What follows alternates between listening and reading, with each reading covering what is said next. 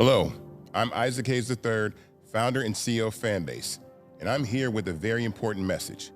We are at a turning point in the Black community where we must have equity in the apps we use that scale to billions of dollars. But this time, we own the infrastructure, we own the culture, and we shape the future. And Fanbase is the future. Fanbase combines the free functionality of Instagram, TikTok, and YouTube into an all-in-one platform built for the evolution of social media and monetization.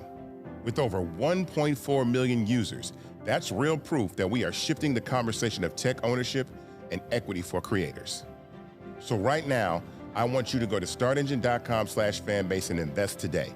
The minimum to invest is $399. That gets you 60 shares of stock in Fanbase at $665 a share.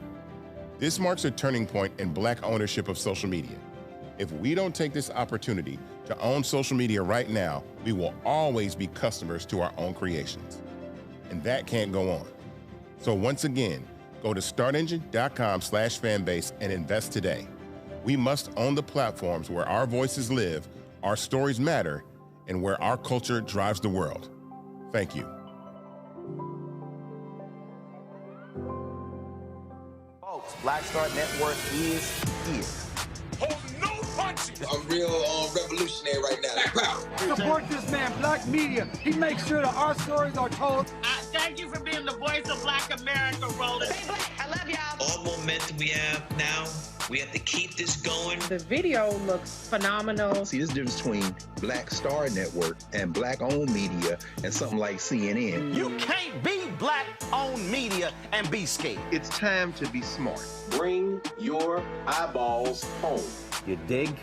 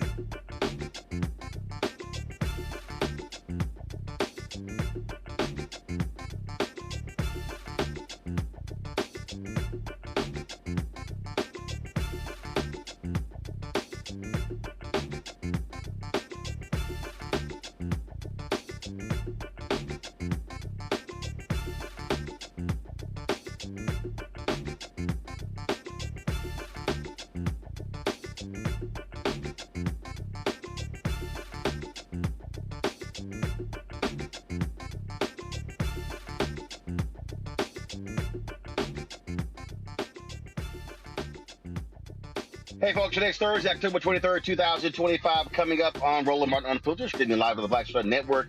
Millions of families soon going to be losing SNAP benefits because of Republican cuts in the government shutdown. We'll talk about that impact on today's show. The Senate voted again. Government still shut down. We'll be joined by Senator Raphael Warnock to talk about why Democrats are locking and loading when it comes to the issue of health care. A white Democratic senator in North Carolina lays into Republicans for their racist gerrymander map. Will show you his speech. Plus, Trump's Department of Justice, they don't give a damn about Black people.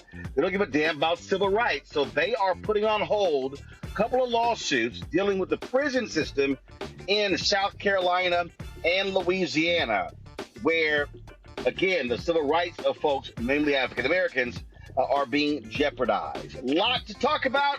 Also, Alpha Phi Alpha Fraternity Incorporated investigating a case of alleged hazing at Southern University. We'll tell you about that as well. Delta Sigma Theta, one of their national presidents, Dr. Pauline Walker, passed away. Her mega service is being held today.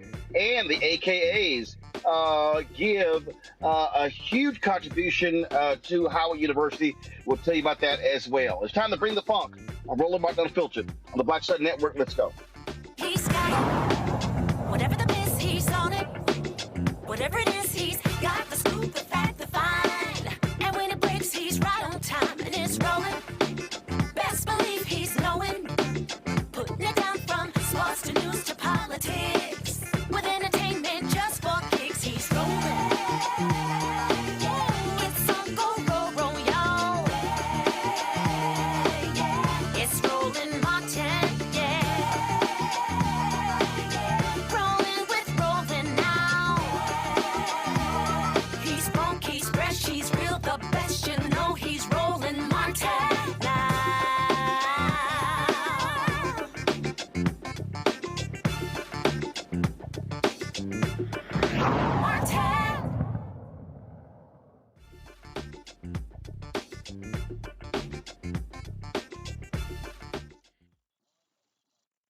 Hey, folks, day 23 of the government shutdown, and it's impacting everyone. SNAP benefits are really going to be impacted. Some 40 million Americans that depend upon SNAP benefits could be facing delays. Washington has to resolve the shutdown, or that money is not going to go out, and people will be going hungry. Peggy Bailey is Executive Vice President of Policy and Programs at the Center on Budget and Policy. Peggy, glad to have you on the show.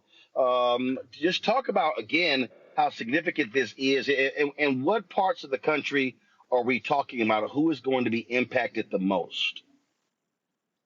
Sure. Thanks for having me here. So it's the entire country that's going to be impacted by this. Like you said, it's about 40 million families, people in families that depend on SNAP benefits. We're talking about 10 million Black people that depend on SNAP, around 10 million Latinx folks that depend on SNAP. And it's not about red or blue America or Democrats or Republicans. This is people across the country who have their SNAP benefits under threat right now. And it's not necessarily because of the shutdown, right?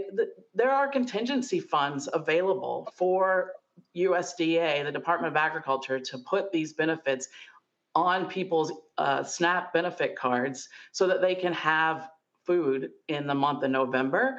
And it's not just a choice that the administration has. This is by law. The administration should be making these benefits available to families for next month. Well, let's be real clear. Republicans, they want to cut SNAP as much as they can. So that's been their goal.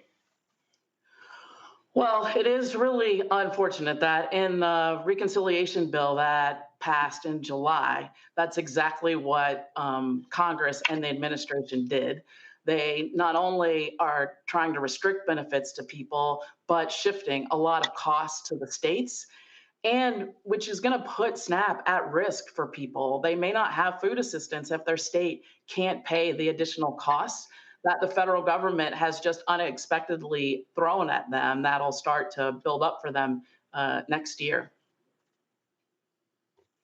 Okay, so for people who don't quite understand what we're talking about, because when you listen to Republicans talk about this, they make it sound like that people are just getting fat off of SNAP benefits. What's the average SNAP benefit of a family in this country? The average SNAP benefit is about $6 per person per meal. So no one is getting rich off of SNAP, where SNAP just helps people meet their basic needs of food. And not only just that, we know that if a family has to choose between food and rent or medicine, SNAP benefits can be the foundation for helping a family just be able to make it through any day and avoid evictions.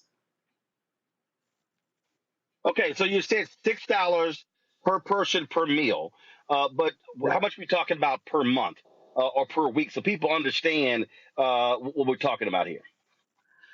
Sure. So if you take the average family of three, oftentimes a single mom and two kids, you've got then you've got about what's that, like $18 times three. So you've got close to $50 that a family might have in a day. So you're talking about just a few $100s a week that families have to buy groceries.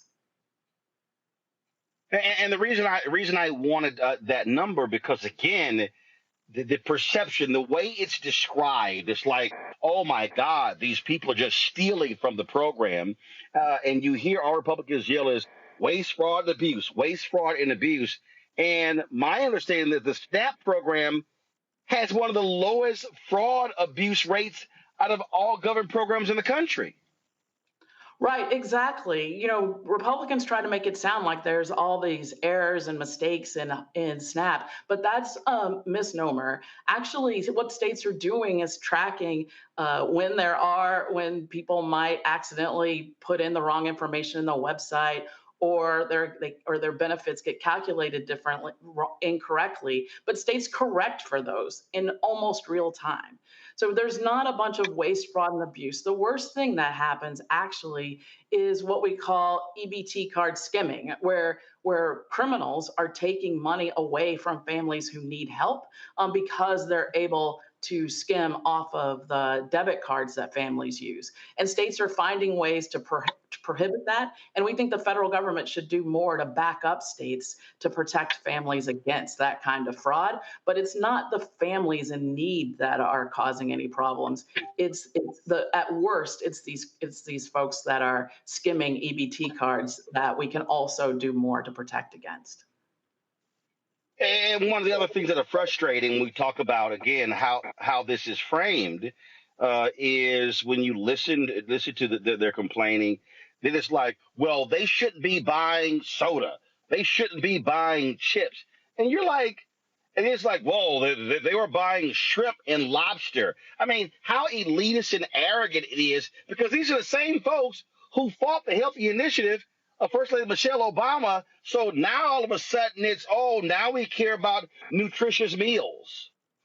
Exactly. It's just trying to create barriers for families that are simply trying to eat on a given day, and putting and also, you know, there's some racism underneath that of trying to say that these families don't know how to properly feed their families, don't know what proper nutrition is, and therefore we have to make sure that they do that, and we have to be and we have to tell families how they're supposed to eat. It's ridiculous.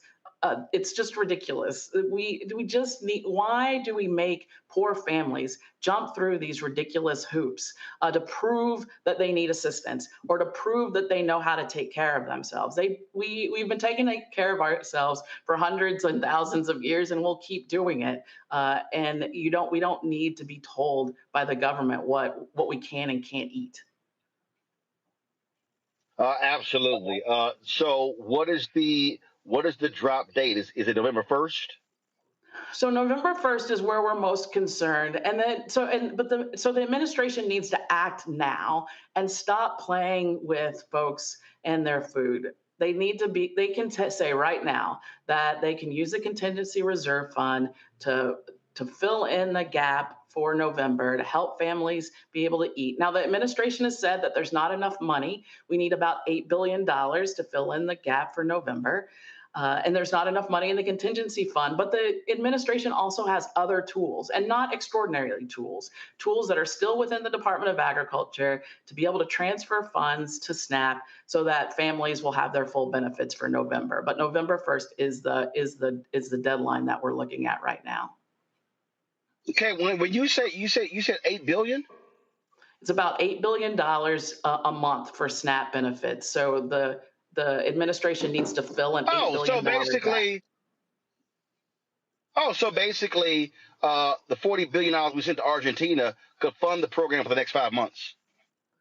You know, and they don't even have to do anything that extraordinary. All they have to do is use the funds that are available in the Department of Agriculture to fill in that gap. All right, then. Well, Peggy, we appreciate it, and we'll see what happens. But it's not like this administration gives a damn about poor people. They've shown that repeatedly over and over and over again. Thanks a lot. All right, appreciate you raising up this issue. All right, folks, going to go to a break. We'll be right back. Roland Martin Unfiltered right here on the Black Star Network. Back in a moment.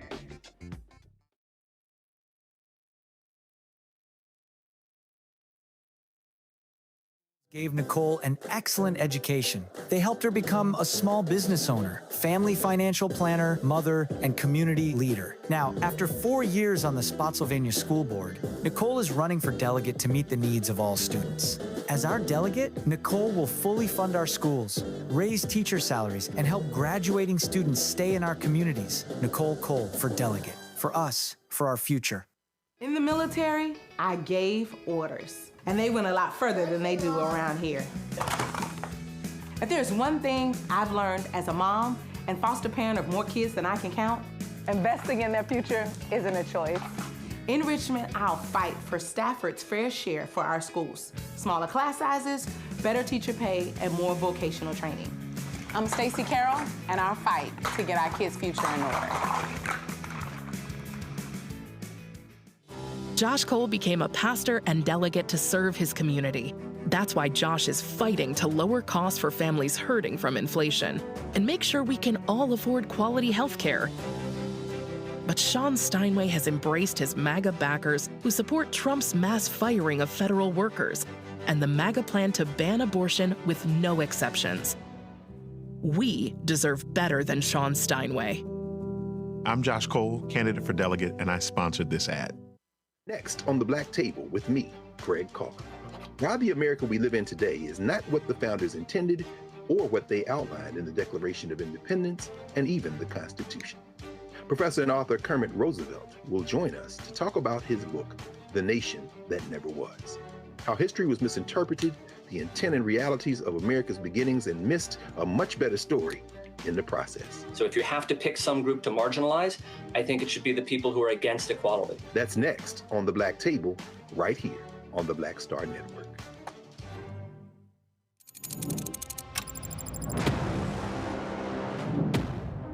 Afrotech, it's a lot of beauty, a lot of brilliance, a lot of intellect, a lot of innovation.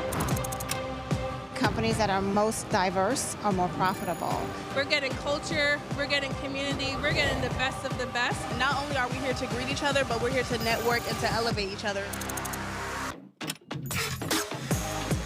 Everybody from all the major tech companies here, and that means that now everybody's in the same domain.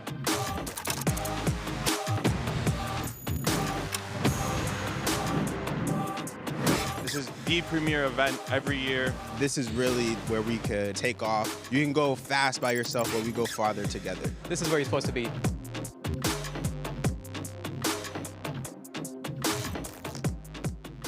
Hatred on the streets, a horrific scene, a white nationalist rally that descended into deadly violence. White people are losing their damn minds. As an angry pro-Trump mob storms the U.S. Capitol, we've seen shooting. We're about to see the rise of what I call white minority resistance. We have seen white folks in this country who simply cannot tolerate black folks voting. I think what we're seeing is the inevitable result of violent denial. This is part of American history. Every time that people of color have made progress, whether real or symbolic, there has been what Carol Anderson at Emory University calls white rage as a backlash. This is the rise of the Proud Boys and the Boogaloo Boys. America, there's going to be more of this. Here's all the Proud Boys, guys. This country is getting increasingly racist in its behaviors and its attitudes because of the fear of white people. The fear that they're taking our jobs, they're taking our resources, they're taking our women. This is white fear.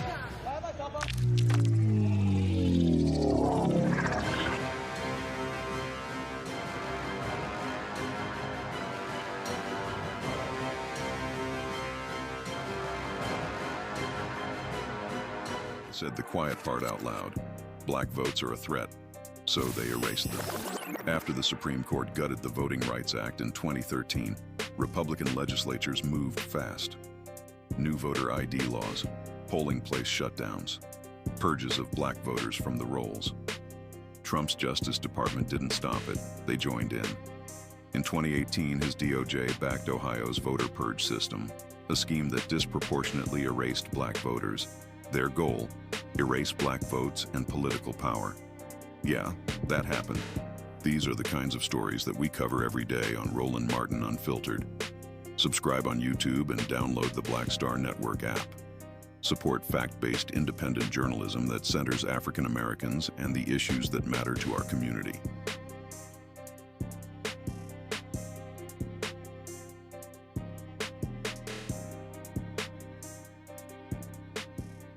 Now that Roland Martin is willing to give me the blueprint, hey, Cyrus, I need to go to Tyler Perry and get another blueprint because I need some green money. The only way I can do what I'm doing, I need to make some money. So you'll see me working with Roland. Matter of fact, it's the Roland Martin and Cheryl Underwood show. Well, should it be the Cheryl Underwood show and the Roland Martin show? Well, whatever show it's going to be good.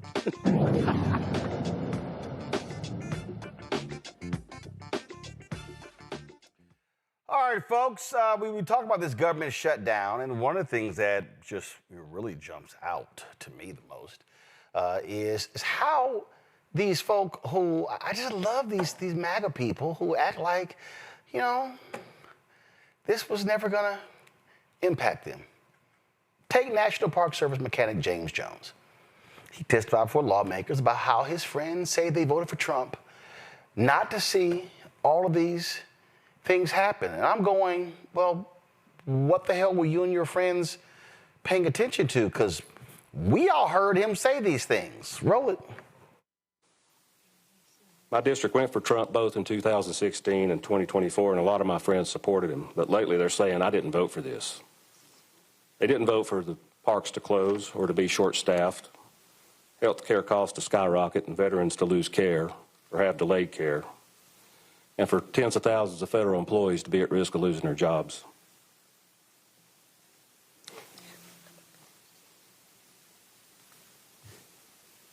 Another thing I want to address is the unconstitutional executive overreach of this administration. I asked the Democratic Party to defend and support public services through adequate funding established by Congress and ensure those funds are spent efficiently and wisely and protect the power of the purse. As I said earlier, I'm an AFG member, Local 446. I would love this party to defend our unions and our collective bargaining agreements that this administration has sought to destroy and eliminate. In fact, it's even in the law. 5 U.S.C. 71, Congress found that collective bargaining safeguards the public interest, contributes to the effective conduct of public business, and facilitates and encourages the amicable settlement of disputes between employees and their employers concerning conditions of employment. Congress has determined that labor unions and collective bargaining in the federal service are in fact in the public interest. I ask that we could pass legislation that reverses Trump's executive order terminating collective bargaining agreements with agencies as the VA, such as the VA, the DOD, EPA, and so on. Protect official time and the use of agency facilities for union officials to represent employees as outlined in many collective bargaining agreements, and protect payroll dues deductions that this administration has eliminated. All your friends and neighbors, I didn't vote for this. You did. You just didn't think it was going to impact you. You thought it was going to be them black and brown people. All right, y'all, my panel. Reese Colbert, host of the Reese Colbert Show, Sirius XM Radio, Washington, D.C. Dr. Greg Carr, Department of Afro-American Studies at Howard University out of D.C. And also alleged Gumbo Queen, Dr. Nola Haynes, Georgetown University School of Foreign Service, D.C. as well. Why does Sourpuss look? I don't understand why. I'm just waiting for it. Why your lip all turned up and everything? Golly, I mean. When you made me last, I knew it was coming. So just go ahead, get on. What you mean when I made you last? Why? You have to go first? No. Let's just get to the news. No, I'm just saying, what? But it's three people. I mix it up. Reese go first. It's three people. Greg in the middle. You last. You may be first. Reese last. So mix it up. Yeah. Okay. So touchy. So touchy. All right, Reese, I'll start with you. Since the Gumbo Queen want to go there, I'll start with you, Reese. This is what keeps cracking me up. I don't want to hear jack from these people. I was like, oh my God, this. We didn't vote for this. I mean, all the podcast bros, all Andrew Schultz and Theo Vaughn, and this is not. Oh, Theo. Oh, your dad's Nicaraguan. Oh, so now you recognize that? So all these different people, all these Cubans out here. Trump's like, yeah, y'all can go to hell too. Okay, cutting off benefits. Y'all can't send money back. Now y'all sitting there whining, complaining. Oh, you're Venezuelans. He think all of y'all are drug dealers. And a bunch of them voted for him in Florida. So I really don't give a damn. Look, I'm going to go a step beyond. Have the day you voted for, bitch, and say have the job you voted for, have the meal you voted for, have the freedom you voted for. Because the problem was these people thought that they were signing the demise of the they-thems, the blacks, and whoever else they deemed to be not worthy of full citizenship and participation in the economic advancement and just the freedom to move around the country. You were signing your own death warrant, because when millions of y'all lose health care, when millions of y'all can't put food on the table, or hell, when the planet has a 50-year shorter expiration date because of this damn administration, you did this with your vote. The reality is that Trump and the Republicans put forth Project 2025. And usually when you run, you try to put forth the rosiest picture. So the best case scenario was Project 2025, was crippling the federal government, was implementing cruelty in every facet of our society. So you should have been prepared for the worst case scenario, which is what we're living in right now. The economy is fucked up, the government is shut down, and there's still chaos around the world. And we have a not king, but an autocrat, a dictator who was taking a bulldozer to the damn White House. Congratulations, MAGA. This is what you voted for. And if you didn't think this is what was going to happen, you played yourself. Oh yeah, I mean, I love these ranchers who now are just upset, Nola, because Trump sent $40 billion to Argentina, and now he's encouraging Argentina beef be bought, and Trump is like, you know, look, y'all should be thanking me. So I'm like, I really don't want to hear you complaining.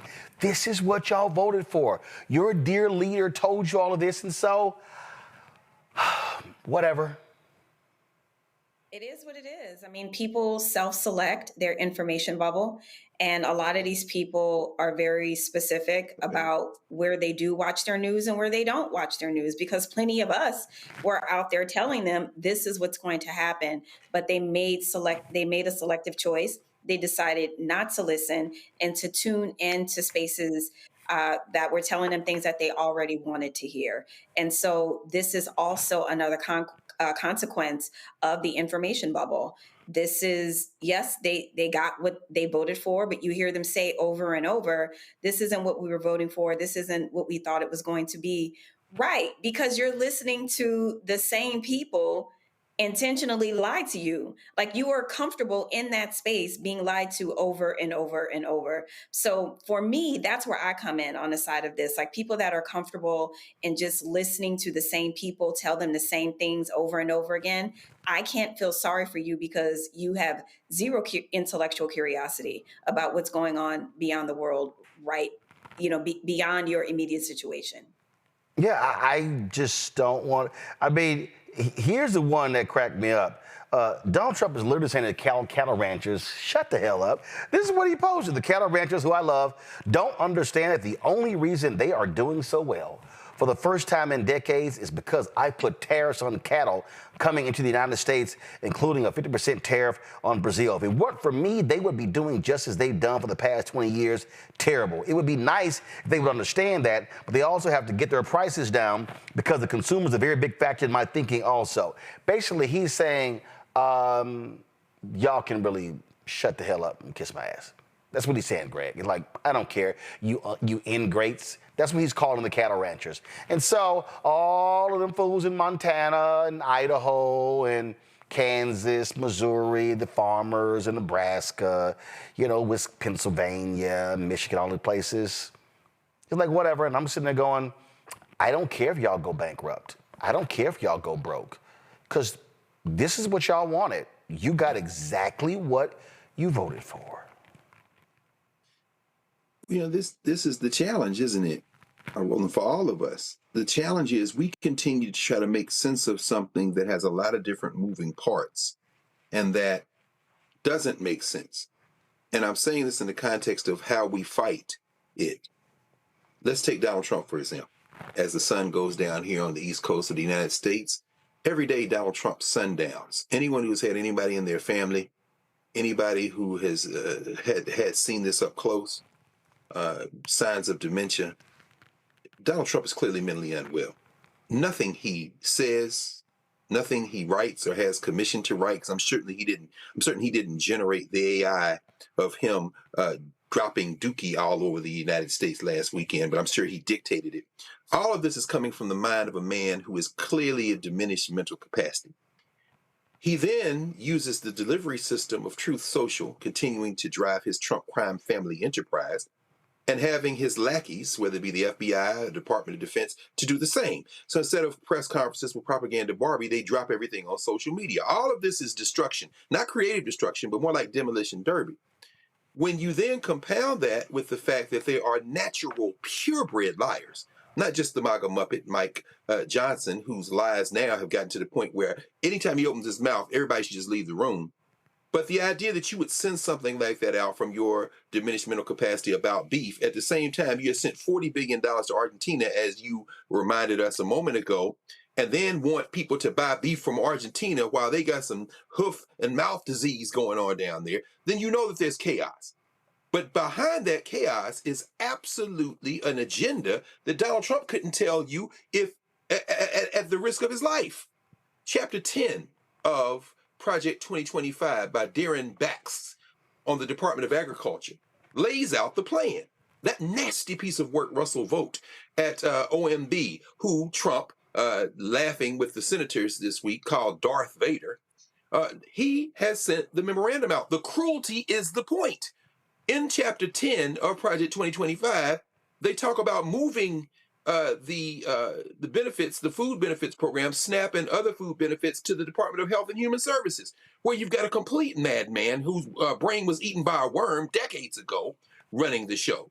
They also talk about implementing work requirements. So you can't eat until you work the way we want you to work. Well, we know where that goes. Since we've had full employment in this country up until 1865, it was called slavery. And finally, that agenda is the one that Trump is the delivery system for. Until they absolutely have to trigger the 25th Amendment because he's no longer able to even put together the incoherent sentences he's putting together now. That's why Junior Varsity Vance is there. They are going to ride this till the wheel come out. And then the news media, the commercial news media, is going to report it as if there is a policymaker in the office of the presidency. No, there isn't. And they're willing to have some collateral damage, including the literal collateral damage of destroying the East Wing of the White House on the way to their agenda. But we shouldn't be distracted by all this ranting and raving. That's not news. That's a sick man that needs to shut up. Oh, I just love all of the double talk. Oh, listen to this one right here. So I'm very happy about that. We're going to do something very quickly and easily on beef to get it down. The ranchers understand that. They're so happy for what I've done. I saved them. I don't think you'd have any beef in this country if I didn't do that. So we're very proud of that. Yeah, Brian? How did you say them? I'm not quite so sure. Then, of course, you had the chief White House, the liar in chief, Carolyn Levitt. She actually, oh, no, what? Before I go to her, I just, I don't drink, but I don't mind MAGA wine. So let's go ahead and listen to one of these farmers, these ranchers from Nebraska with this, you know what, let me just go ahead. Where my hat at? So let me see, I'm just gonna go ahead and, I'm just gonna identify with him. Let me go ahead and just get my hat. Since these little cattle ranchers, they sitting here, they show up on TV, with the sun setting right, hitting the face, and they just looking all country. Let me go ahead and just play one of these, y'all. Here we go. Well, I don't think it's a good idea. I think probably what you've heard a lot today is we should just allow our markets to dictate the price of beef, and there's a lot of factors in that. I think most people out here have the view that the government should just be pretty limited and not kind of meddle in the free markets. Oh, so y'all want those nice free market governments. That's what y'all voted for? Trump gave y'all those free markets? Really? Okay. How are those free markets working out for you? Especially when he hooked up Scott Bassett's buddies in Argentina, who were going to lose their shirts with that $40 billion bailout. So let's just go ahead and see the chief liar of the United States, Carolyn Levitt. Here we go. Well, listen to this. Ranchers who supported the president's election have raised some concerns about plans to import food from Argentina. How will the Trump administration support those farmers? Look, the president hears those concerns. He addressed them yesterday himself. President loves our ranchers, and our ranchers love our president. And in fact, the president did a lot for them in his first term here. They are struggling because of the many horrible policies of the previous administration. Here we go. Let's put it on Biden.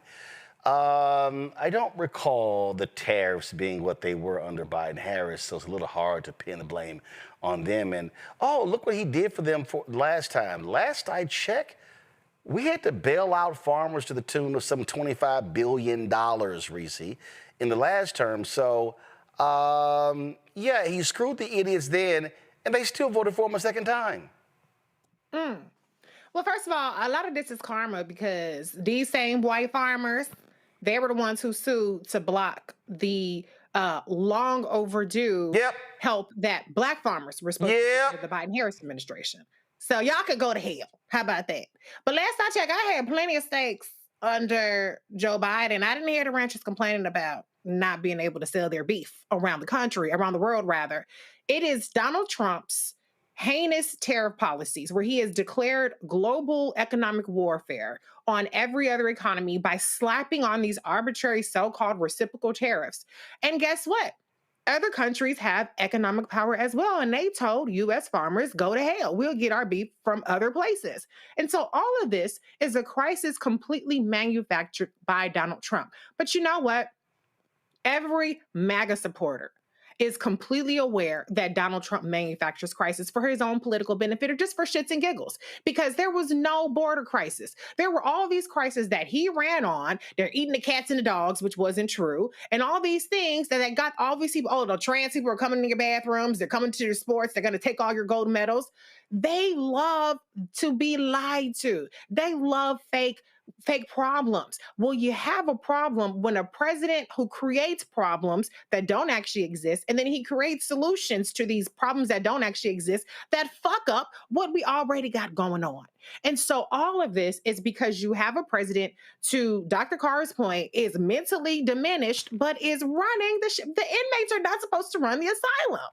The nurse, the patient is out, except for there is no fucking nurse because the Republican Party is completely neutered. They've abdicated their oversight role, whether it's the Supreme Court, whether it's the Congress. And so the patient is running the whole country into the ground. And unfortunately, when that patient is the most powerful person in the world, everybody suffers. But the people who are shocked by this are the main ones that thought they were going to be just living high off the hog. Well, you are dumb because, as you like to say, Roland, hashtag we tried to tell you.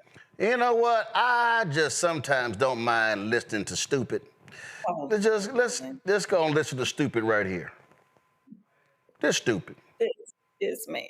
Farmers, are they going to be getting support from you soon? And yeah, well, they do. So what's happened, you could say with that, you could say with beef, with all of it. The beef, the ranchers, let's say, who have done a great job, have lost their shirts for many, many years. They've really been decimated. And I helped them a lot. I put tariffs on things coming in to the country, including beef. And that gave them a chance to finally have a decent industry. We are going to be talking to them. They're great people, but they've been hurt for 25, 30 years. They've been losing because other countries have taken advantage of them. And by putting tariffs on, they've been able to make a few dollars. They've been able to have an industry. But I also want to keep the beef prices low. So I'll be talking with the ranchers, and I'll be speaking with a lot of different people, including Scott and Howard, and we'll do something. Because prices are way down in our country. Energy is way down. I think you're going to see $2 gasoline very soon. I see that it's $2.50 in a lot of places, $2.50. We were heading to $5, $6, and $7. I got to stop that bullshit because he just lying. He lying his ass off. All them prices not down, he lying his ass off. But see, Nola right here, you hear the stupidity. They need to keep prices low, but they can make a few dollars.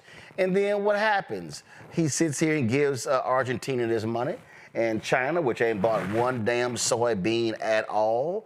And then China turned around and said, great. Appreciate you giving that money to Argentina. We go buy some Argentinian soybeans.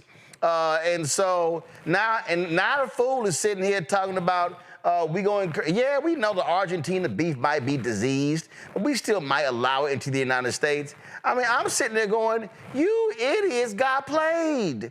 You got played, Nola, and they still running around, oh, come on, Donald, you gonna help us out? And I'm sitting there going, no. He's not. He sure ain't. He is not coming, y'all. Let me tell y'all something. And I'm trying to figure out how to say this that has the most amount of impact. The Apprentice was a reality show. There was nothing real on that show. This man has filed bankruptcy 6 times because he is incapable of running a business. Wait, hold on. Didn't he sell some steaks? Oh, that's right. That business lasted. That's right. I'm sorry. That business lasted 2 months. Go right ahead. Exactly. them little funky steaks and them funky watches he trying to sell from the White House, nothing this man does is successful. And if you need more evidence, look at his friends, everyone who gets close to him, because this man is literally a black hole, they get destroyed. There is nothing in Trump's past, there's nothing in his actions that says, I care about people. All he care about is making money, and then making money and laughing in your face. That is what this man is doing. He is laughing in the face of farmers as he is sitting there in the White House with all that nasty tacky ass gold, lying on these people as if they can't pick up their phones and say, well, actually, no, that's not the truth. Because Donald Trump lives in an information bubble that tells him his lies are the only things that are getting through. But that's why we are here, to counter these lies. But if I was a farmer, I would definitely feel the way right now how that man is lying on those people's names as they are losing everything because of his poor governance and his poor, destructive, on-the-fly policy making. You know, Greg, I think these maggot farmers should just sit here and take themselves a nap for the next 3 years. That's cold-blooded, brother. That's cold-blooded. You know, I mean, I echo everything that Nola just said. You know, yesterday, the National Cattlemen's Beef Association CEO, Colin Woodall, released a statement that said his organization, quote, cannot stand behind the president while he undercuts the future of family farmers and ranchers, end quote. Well, Colin, you can go to hell. Folks, learn how to grow your own food, because this is going to get worse before it gets better. And as far as Argentina is concerned, you said it again. I mean, $40 billion. Scott Bessent got a buddy down there trying to recoup his investment. No, because the peso is looked, the Argentinian peso is looked, it looks like it's going to go down. They're speculating about maybe 12% over the next several months. It's already headed south. There are elections this weekend in Argentina to elect half the Congress. And that little petty tyrant Milei, the president of Argentina, who like the guy who was in Brazil, who's now in jail, and the guy in North Korea and the guy in Russia, is Trump. You know, he likes those kind of guys because as a very, very deeply, deeply insecure and really very weak man, Trump is enamored with the projection of what appears to be strength, because, of course, since the time he came out of his mother's womb until the time they take him to the cemetery, he will never have even a fraction of that kind of strength. So like a lot of insecure men, he finds the projection of strength something that he finds very appealing, which is why, of course, he continues to be humiliated by the leader of Russia, who probably made a phone call a couple of days ago and said, I'm not meeting you. Now go on TV and tell him that you're going to cancel the meeting. But at any rate, he can't save Milei, as you said. Now, when you think about this grift, as Nola said, I mean, today's Financial Times talked about this British regulator, the British government that is suing this crypto exchange in Great Britain that isn't regulated, hasn't registered, and they are trying to make billions of dollars through these scams. And who's behind it? One of their chief advisors is one of Trump's supporters. Meanwhile, here in the United States, Trump is selling everything that's not nailed down. He's selling meme coins and all kind of fake stuff. Hell, he just pardoned that he pardoned that crypto dude today. It's today. And so I think this is where we're going with this, Ron. I think this all is a house of cards. It depends on subterfuge. It depends on sensationalism. Propaganda Barbie, by the way, who was never an attractive woman to begin with. It's amazing how quickly white women age as they're lying. What you showed today, she's getting older by the second. Who's that, Ice Barbie? Yeah, exactly. No, not Ice Barbie. I'm talking about Carolyn Leavitt. White House chief liar. Yeah, I got you. Go ahead. Yeah. Oh my God, is she looking more and more washed out? I mean, that crucifix around her neck, no doubt when she takes it off at night, has left a mark from burning through her skin. Because, I mean, at this point, she and Mike Johnson are neck and neck for the most absurd things coming out of their mouth because they know they can't defend it. They about the same size, too. How about that, brother? But as these people say, I didn't vote for this, when in fact they did vote because they thought they were going to punish us, as you say, and now they're catching the full wrath. I suspect that this, and I think we all would agree with this to some degree, this coalition that put him in office is going to fracture. And that's why they're so desperate to try to steal some seats in Texas and North Carolina, why they're so desperate to steal some seats in Missouri, because they realize that these people either going to turn against them at the booth, or they're not going to vote at all. And so I think I really do think we're kind of on the right track. I agree with Robert Reich on this, former member of the Clinton cabinet, Professor Reich, when he says, I've been watching things like this for a very long time, former Secretary of Labor. He says, it's in the air. This thing is about to turn against them. I'm not saying it's going to be a revolution, but I am saying that I don't know if they're going to be able to sustain this. And what you're reporting on is another one of the cracks in this facade. Well, Can I say, Roland? Yep, go ahead. Something real quick to that point. You know, when you look at the amount of money and who has Secret Service protection in this administration, and how much money they're spending on security for Pete Hegseth and all his baby mamas and their spouses and exes and stuff. Look at them having $100-something million in new jets for Christine. They are flabbergasted that they are getting away with it. They are preparing for the response, and they're probably shocked that there hasn't been one yet. When does the press secretary have Secret Service? This isn't just them being paranoid. They know they are provoking a response. I'm not advocating for it, but I'm saying this is a provocation. And they can make light of it with shitty videos, and they can, put memes on True Social or whatever. But they know that they are poking the bear. And so far, they've been activated. On the other side, the Minnesota lawmakers were killed or shot by a crazy-ass Republican. But they kind of have a sense of, if we take away healthcare for millions of people, if we take away food benefits, that we're not going to be able to just walk down the street comfortably anymore. So that's what I think, that they already know that they in danger. They're just shocked that they haven't had more of a response so far. But I wouldn't feel comfortable with what they're doing if I were them. Well, Greg said, it's something in the air, and you know what? I just got to go ahead and agree with Greg. Y'all go ahead and turn that thing up.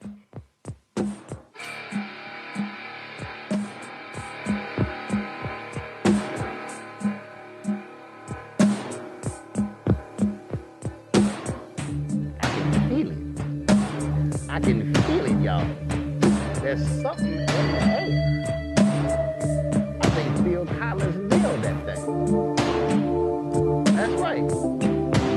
They know they about to get booted out. Don't y'all understand? I see another crying white person every day. I can feel it. This shit is so damn Black.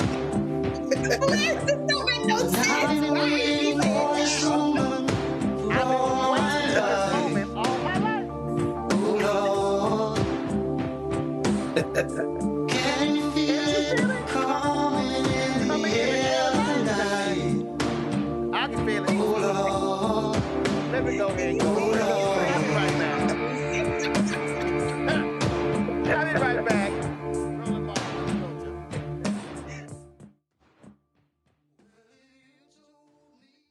As a pastor, I hear a lot about trips to the doctor. Bills piling up, jobs being lost. So as your delegate, I went to work writing laws that protect families, helping parents care for their disabled children, capping insulin costs, lowering prescription prices, and investing in our police and schools. I'm Josh Cole, and as your delegate, I'm working to keep us strong and safe.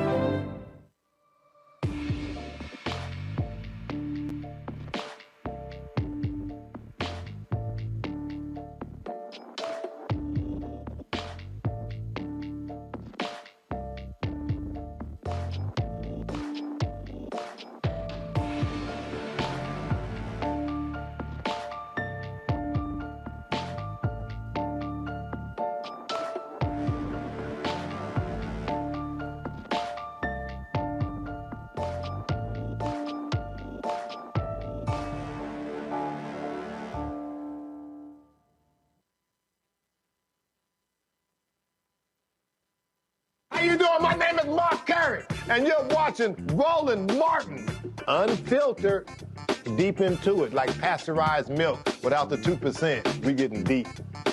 You want to turn that shit off? We're doing the interview, motherfucker.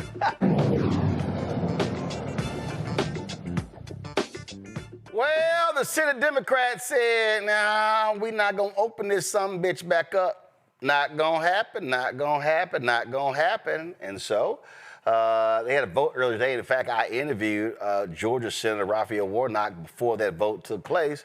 And here's our conversation. All right, Senator Warnock, glad to see you. Let's hop right into it. First and foremost, look, Democrats have had a very difficult time trying to gain some traction over the last 9 or 10 months since Trump's inauguration. And it seems as if with this shutdown, the issue of health care has really caught on. And how far are Dems ready to go? Because from my vantage point, we look at the polling data. When you got Republicans who are freaking out, you got people in these red states who now understand how vital health care is. And the reality is Republicans have never come up with any real health care plan since the Affordable Care Act was passed. That's absolutely right. And Roland, let me just start right and make the main thing the main thing. Everybody who's watching, listening to me, and if you are on one of those marketplace plans necessary to make healthcare affordable, or if you know someone who's on one of those plans, if you live in Georgia, I want you to go to georgiaaccess.com.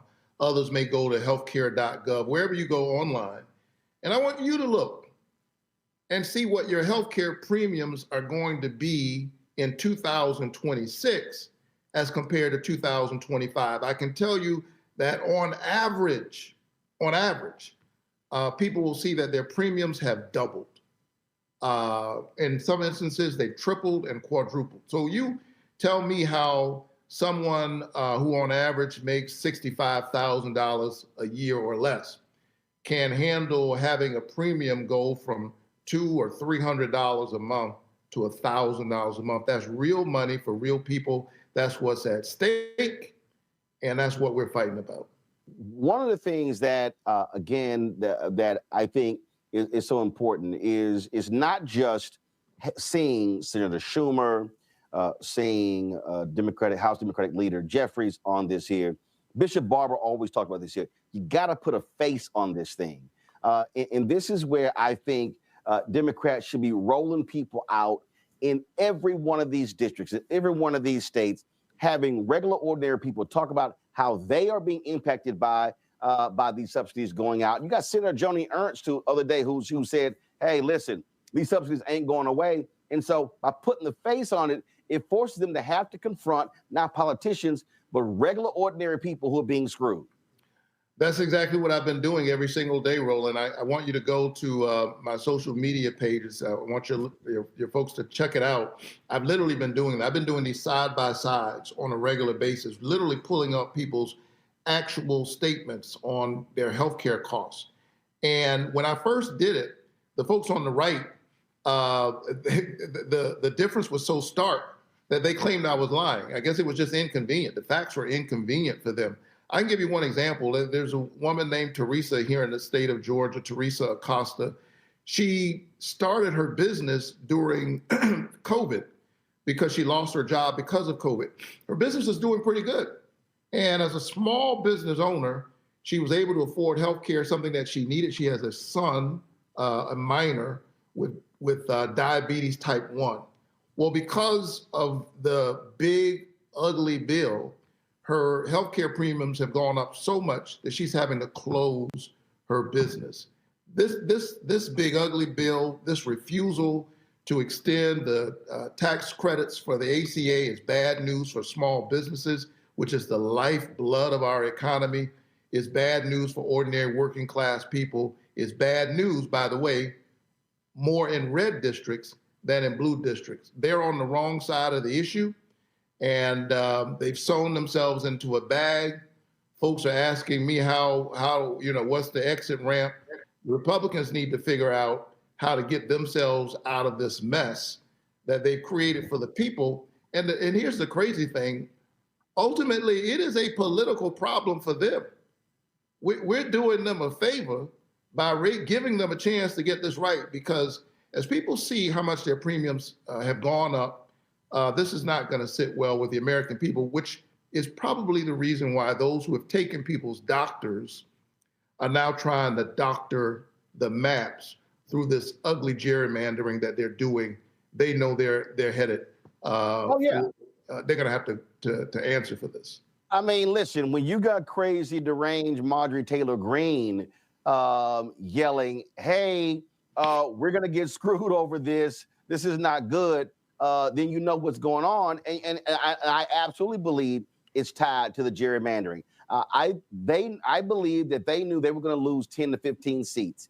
And so their whole calculus is if we can snatch 5 in Texas, they snatch Cleavers in Missouri, snatch Don Davis's in North Carolina, that's 7. They forced Indiana, but Indiana doesn't have the votes for it. You see what they're trying to do in Florida. Virginia Democrats announced that they are going to do a gerrymander in response. So they know what's coming down. And so they're trying to steal anywhere from 10 to 15 seats to protect them from losing the House next year. And look, they see what's going on in the Senate. Bottom line is Ossoff running for re-election in Georgia. You got former Governor Roy Cooper in North Carolina. You're going to have a very difficult race for Susan Collins in Maine. And so they understand that. And I just think that, listen, out of all the issues that often get talked about, that you and Democrats, the party, the wise thing is to hammer healthcare literally every single day. And I dare say, and I said this to Democrat leader Jeffries, send members directly into Mike Johnson's district and wave and say, this is how many people in this district.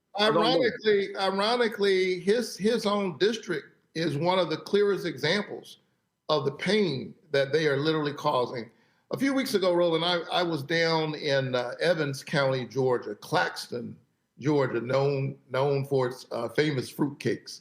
And I was at the Evans Memorial Hospital. Now, this is a district that is largely red. I don't have a lot of votes in that district. Those folks voted for Donald Trump. I got a few, but they voted for Donald Trump. But this small rural hospital, like a lot of rural hospitals, is already suffering.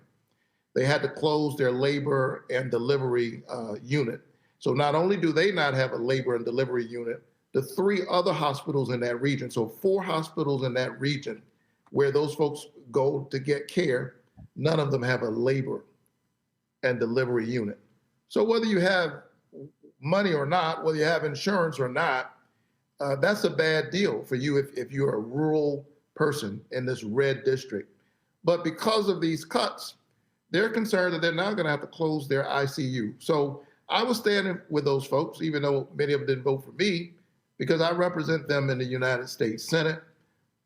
This is bad news. It's bad news. We're going to see rural hospitals close. They've already taken $1 trillion out of Medicaid. They've kicked 15 million people off of Medicaid. This disproportionately impacts rural districts, a lot of them red districts.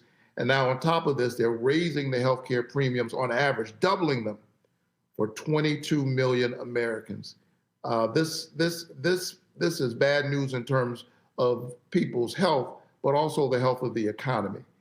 This is a drag on the economy. They've gotten it wrong. And maybe if the president would stop posing as a king, if he can take a day off from decorating the White House with gold and turning it into a palace, if he weren't so busy trying to get the Qatari government to pimp his ride, he could focus on the struggles of ordinary people. The point that you just made there by standing with those people, listen, I said to Senator Bernie Sanders and others, look, you got to hit them between the eye. You got to literally look them in the eye and say, hey, who's actually fighting for your health care?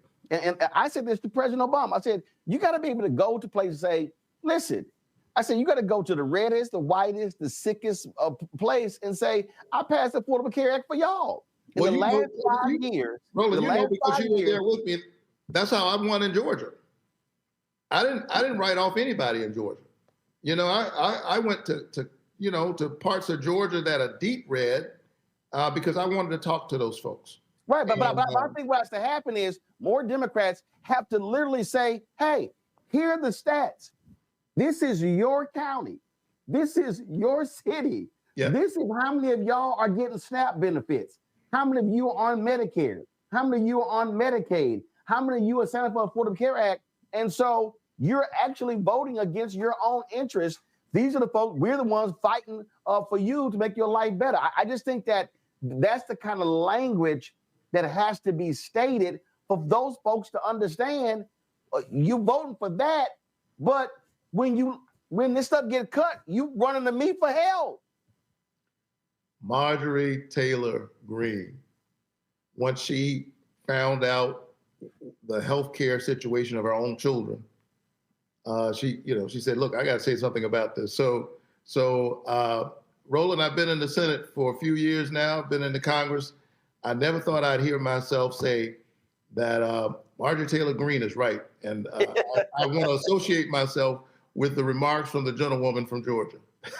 I do have action about this here. Look, you got a huge, I mentioned earlier, a huge reelection of your junior senator in Georgia, John Ossoff. Of course, we were there in 2020 when both of you were running.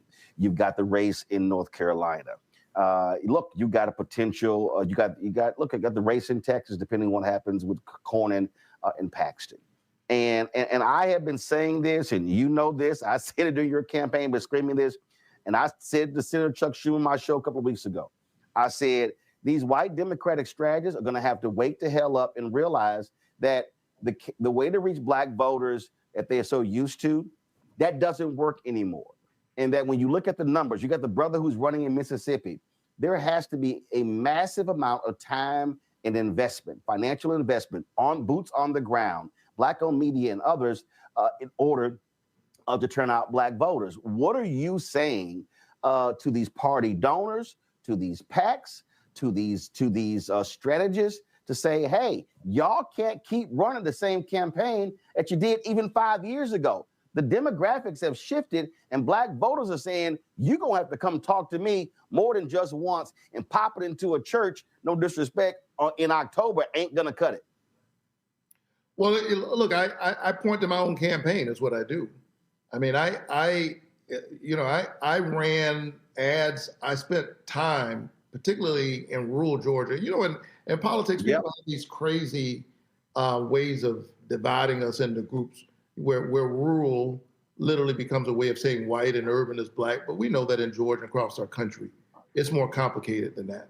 So I went everywhere. I was all over black radio because we know that's the drumbeat of our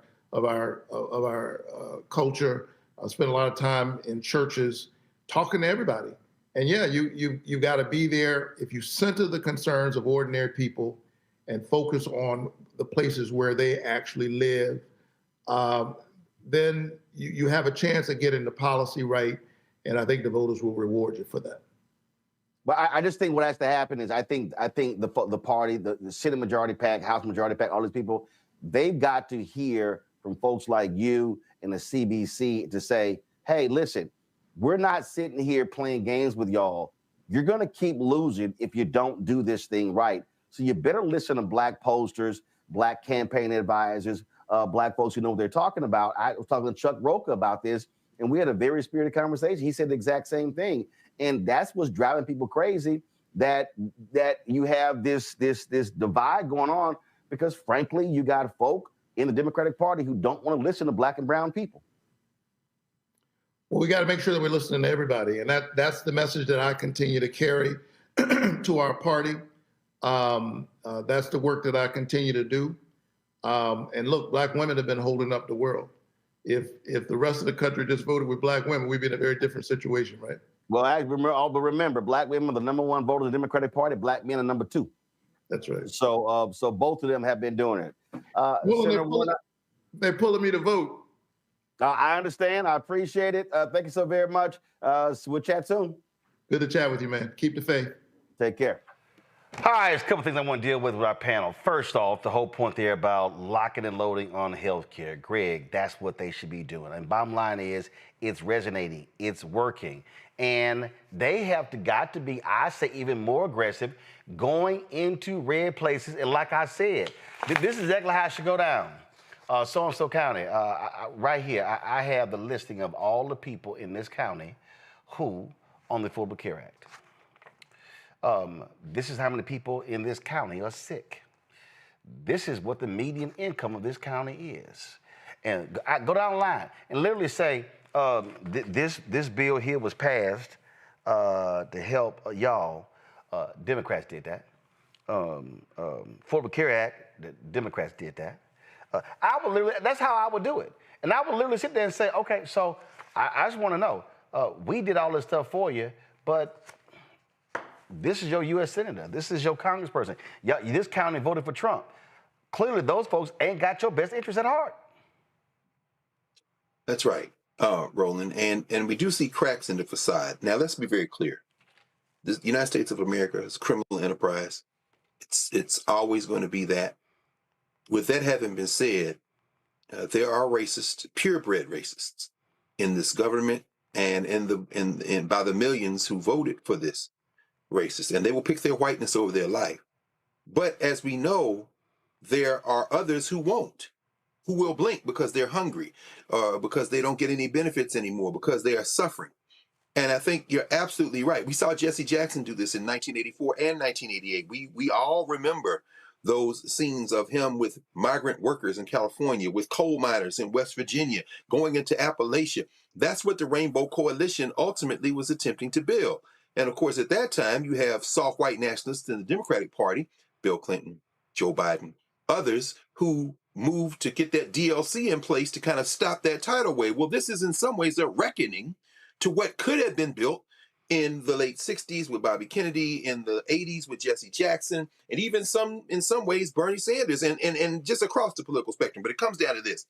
The reason they won't listen to what you said, what you have been saying, the reason they won't listen to the obvious evidence that you can build that kind of multiracial cross-class coalition, which you see out there with Ocasio-Cortez and Sanders and others, the reason they won't listen seems to be the same thing you've been saying over and over again. There is a consultant class who frankly doesn't care because they're going to make their money. They have to have their political backs broken. And the messaging, as you say, is crystal clear. Senator Warnock was one of the co-sponsors of the bill that was introduced in the Senate today, the True Shutdown Fairness Act, Senator Mark Warner out of Virginia. And they said, pay all the federal workers, pay the military, pay the essential personnel, pay everybody. And then they say in the legislation, nothing in this bill can be construed as to, nothing in this bill can be used to lay workers off or engage in a reduction in force. It is a straight war against Russell Vogt and this tiny group of religious zealots. This isn't about economics and policy wonks. No, they are religious zealots when you understand who wrote Project 2025 and what they're after. They want a white Christian nation. You can turn enough non-black people against that, the hungrier they get, and the messaging has to be as clear as you have articulated. But you got to get rid of that consultant class. You got to get rid of that talking head class because they don't care who wins as long as their check clears. I think that might be the biggest impediment, but I could be wrong about that. But well, that's why I made that point. And again, if you don't understand how you have to attack, this is called attack, Reese. It's attack. You stay on the attack, and you got to be willing to go there. And so that's where Ken Martin should be. That's where, see, here's this whole deal. I get this what shutdown stuff going. My deal is, since Johnson ain't got nobody working, fan out across the country and be lighting that ass up every single day. Every single day. And matter of fact, Democrats should sit here and say, okay, yeah, we're going to hold public field hearings. I don't give a damn. We're going to stream them ourselves. My deal is be on the offensive because here's the reality. All them MAGA folk, they ass going to get sick too. And the healthcare premiums going to be eating their asses up. And then, listen, every time a rural hospital shuts down, Jeffries or Schumer should be dispatching, and Ken Martin should be dispatching group people with a sign saying, Trump did this, the Republicans did this, MAGA did this. To me, that's what you do. Yeah, I mean, you would think that that's pretty self-evident, but I don't know. I feel like Democrats just have a discomfort with being like brazenly partisan. Meanwhile, Republicans have no problem ripping their heads off. We have the president, we have the vice president, we have the press secretary calling people, even Mike Johnson, Republicans calling any Democrat Hamas, terrorists, and all kinds of shit, Antifa. And yet Democrats, they pull too many punches unless they're in a debate like Mom Downey and Cuomo and they're ripping each other's heads off. We need that energy of like, I don't care, I'm going for the throat every single time. We need that energy every single day, all day. Y'all get tired too quick. Y'all get tired. Y'all ain't even working because you're not in Congress. So this should be a no-brainer. But I don't see the fighting spirit in enough of them. There are some select few that we highlight all the time, but there needs to be constant, relentless work on getting the message out. I was one of the people that during the election, mind you, 2024 said, why are you guys not running on healthcare? Donald Trump fucked up COVID. 1 million Americans died, and all you heard about was abortion. Why are you talking about insulin? Why are you talking about healthcare more? Healthcare has always been a winning issue for, well, not in Obamacare, but now it's been a winning issue for Democrats since 2018, when McCain not overturning Obamacare and people wanting to protect it got them back the House in 2018. And so I just don't understand why they don't have the discipline to keep hammering home this message. And they have to hammer the message beyond just people who would be directly impacted. They have to know how to connect the dots with the fact that if you have fewer people buying health insurance because there aren't subsidies, then that insurance costs go up for everybody. 90-something% of the country is going to experience higher premiums if these subsidies don't lapse. The same way that if people lose Medicare coverage or Medicaid coverage, then that's going to increase your bills as well. There needs to be a more multifaceted, relentless campaign that drives home the fact of what these healthcare issues are at stake, because it is a winning issue for them. People are supporting them, but they got to keep at it, because as the White House is doing everything to change the subject and put it back on Democrats as though they're the problem. What we keep saying repeatedly, Nola, is you gotta fight. You can't back down from fight. Not at all. I mean, it's bully 101. The first thing you do to disarm a bully is to disarm a bully.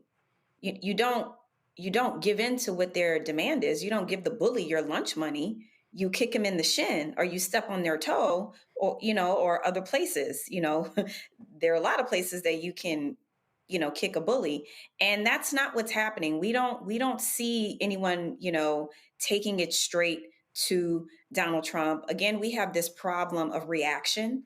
It's not a lot of strategy in a way that feels intentional. Some of it feels like it's being made up on the fly, because everything is so reaction based, because something is literally happening every 2 seconds. So you have to put that thing down and go handle this other thing, which is also intentional, right? But I agree with you. It's taken me a while to get to the point where I'm at. I was definitely willing to wait and see, to see what Trump's strategy was going to be. And we see what that strategy is. It's quick, fast, ask no one permission, just do it, right? And on the other side, the response has been reactive, but we need to see some heavy counterpunching. And right now, I can't necessarily put my finger on that person. And that's not to say that that Gavin Newsom, isn't strong. It's not to say that Hakeem Jeffries isn't strong, or AOC or Jasmine Crockett. I'm not saying that, but like, we are on the defense, but we're not on the offense. We are not counterpunching. Well, and then, of course, you got folk like John Fetterman, who was sitting here doing a video with the Republican senator from Pennsylvania saying, we got to reopen the government. We got to reopen the government. And I'm sitting here going, do you not know what the fight is? I mean, I swear, I think Reese, Fetterman is even more of a disappointment than Sinema. Yeah. Well, I told people that Fetterman wasn't shit when he pulled that gun out on that jogger. He never apologized for it. He was like, well, his black ass shouldn't have been there. But yeah, he's like Joe Manchin in flip-flops and a big baggy ass ugly sweatshirt. Joe Manchin is getting top-rate healthcare at Walter Reed. He has several issues. I'm not an ableist. I'm not going to down him for the issues that he's experienced, but he's had a heart attack. He's had mental health issues. He is getting top-notch healthcare as a member of Congress. So for him to sit up there and undermine and undercut the Democratic case for making sure that 90% of the country does not experience an increase in their premiums and that millions of people don't lose their health care coverage, not in 2026, 2027, when the big beautiful bill comes up, but right now. Fuck him. You don't give a damn because you have health insurance. When your ass gotta go, and with your salary, you make more than what a person who has $80,000 of salary is going to pay $25,000 more dollars in insurance premiums as a result of the Republicans. Until you have to go take your big ass on the insurance marketplace and buy full price healthcare insurance at 2026 prices, then you should shut the hell up. Greg, any thoughts on Fetterman? Yeah, Fetterman is terrible visually. I mean, he's terrible on the visuals. He's an avatar for the type of feckless, shameless political posturing as a Kristen Sinema or a Joe Manchin, for sure. And we don't know about his health. We know what Adam Jeltonson leaked to New York Magazine back in the spring in that long article on John Fetterman, where they basically said that, yeah, he should probably be somewhere trying to convalesce and get his health together, because clearly he's not the same guy who ran for office out of Western Pennsylvania when he got that Senate seat. But he's not alone. Day before yesterday, 13 Democrats voted in the Senate. The vote was 66-32 to confirm another fool to the federal bench, to the Northern District of Alabama, the federal courts, Harold Moody III. And that number included not just Fetterman, but Chris Coons and Dick Durbin and Maggie Hassan and Martin Heinrich, Tim Kaine, Mark Kelly, A.B. Klobuchar, Jack Reed, Adam Schiff, Jeannie Shaheen, Peter Welch, and Sheldon Whitehouse. There's still this sense, as we're talking about tonight, that these people think they can make peace with them. This guy, who they just put on the federal bench, was one of those people who refused during his Senate hearings to agree that the 2020 election wasn't stolen. This is the only piece of business that has made it through the Senate since the shutdown. And 13 Democrats, not just John Fetterman, crossed the aisle and put this white nationalist supporting clown on the federal bench. I'm saying all as a prelude to this. They're not going to fight. The best barometer that progress is being made against these open fascists isn't some type of fealty to the Democratic Party, but the fact that Chuck Schumer and Hakeem Jeffries, I'm thinking about his brother Hassan, professor at Ohio State, my friend Hassan. Hakeem Jeffries have stood firm. Why is that the best evidence? Because Hakeem Jeffries is a wholly owned subsidiary of his donors, and he ain't never gonna take a risk. He's getting a little husky now because they attacking him, and then this guy threatens his life.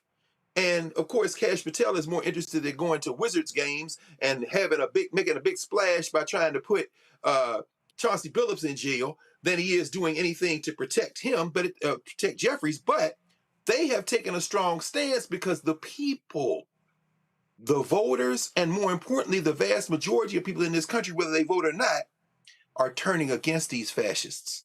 So the best barometer we have of whether or not Democrats are going to fight, ironically, isn't the Democrats. It's the people who are now beginning to build in numbers. This is what the No Kings thing gives us hope for. It isn't just about organizing. It's about shows of numbers and shows of strength. Finally, that means that you need to get out of the way of those people in the Democratic Party who will fight. You got to get out of the way of Jasmine Crockett. Look, Stephen A. Smith jumped around on every side of the issue and vomited his whole life out on social media and on YouTube and on the airwaves yesterday because people wasn't taking it. We was all dragging his ass for filth. And he knows he has made his whole gamble to become the MAGA Negro darling. Anytime you see him back up, Mr. I don't apologize to anybody, you know the people are starting to move in that direction. I think that's the best bet we have is ourselves in the mirror. Let these politicians do whatever they're going to do. They're going to go which way the wind blows. And right now, more and more people are blowing in the direction of the right direction as far as I'm concerned. Final comment, Nola. Period. Yeah, definitely. A politician is going to be a politician. You know, there's a huge disconnect between the reality of what a politician can do, and what they can and cannot do. And that is the way that it's designed. And unfortunately, they cannot always work in the best intentions of their constituents. And that is the reality of being a politician. And Greg, I agree 1000%. You know, speaking from the perspective of a political scientist, you cannot bend the knee to an autocrat, to a dictator. You absolutely cannot. And I love the spirit, the fighting spirit that I'm seeing in the American people. And the thing that scares me is the potential of kinetic engagement, you know, because that's what this is building up towards. There are things that this administration is doing to, as Reese said, to provoke the American public. But so far, people have been really smart out there. Keep that up. And, you know, I just really hope that the will of the people continues to drive this momentum and for everybody out there to be safe. All right, folks, coming back, we're going to talk about gambling in the NBA. We're going to talk about racist gerrymandering. A Republican North Carolina speaks truth to the folks who he serves with. And Democrats in Virginia are like, all right, we about to get in on this. It's time to gerrymander our map, too. All that and more next. Roland Martin Unfiltered on the Black Stud Network. Don't forget, support the work that we do. Join our Bring the Funk fan club. You want to contribute via Cash App, use a Stripe QR code. You see it right here, bottom left-hand corner. You can use it for credit cards as well. PayPal's R Martin Unfiltered. Venmo's RM Unfiltered. Zelle, Roland at RolandSMartin.com. Roland at RolandMartinUnfiltered.com. And of course, checks and money orders make it payable to Roland Martin Unfiltered. P.O. Box 57196, Washington, D.C. 20037-0196. Back in a moment. Nicole Cole knows the cornerstone of a successful life starts here. Virginia Public Schools gave Nicole an excellent education. They helped her become a small business owner, family financial planner, mother, and community leader. Now, after 4 years on the Spotsylvania School Board, Nicole is running for delegate to meet the needs of all students. As our delegate, Nicole will fully fund our schools, raise teacher salaries, and help graduating students stay in our communities. Nicole Cole for delegate. For us, for our future. In the military, I gave orders, and they went a lot further than they do around here. If there's one thing I've learned as a mom and foster parent of more kids than I can count, investing in their future isn't a choice. In Richmond, I'll fight for Stafford's fair share for our schools. Smaller class sizes, better teacher pay, and more vocational training. I'm Stacey Carroll, and I'll fight to get our kids' future in order. Josh Cole became a pastor and delegate to serve his community. That's why Josh is fighting to lower costs for families hurting from inflation and make sure we can all afford quality health care. But Sean Steinway has embraced his MAGA backers who support Trump's mass firing of federal workers and the MAGA plan to ban abortion with no exceptions. We deserve better than Sean Steinway. I'm Josh Cole, candidate for delegate, and I sponsored this ad. Hey, this is Motown recording artist Kim. You are watching Roland Martin Unfiltered. That boy, he always unfiltered though. I ain't never known him to be filtered. Is there another way to experience Roland Martin than to be unfiltered? Of course he's unfiltered. Would you expect anything less? Watch what happens next.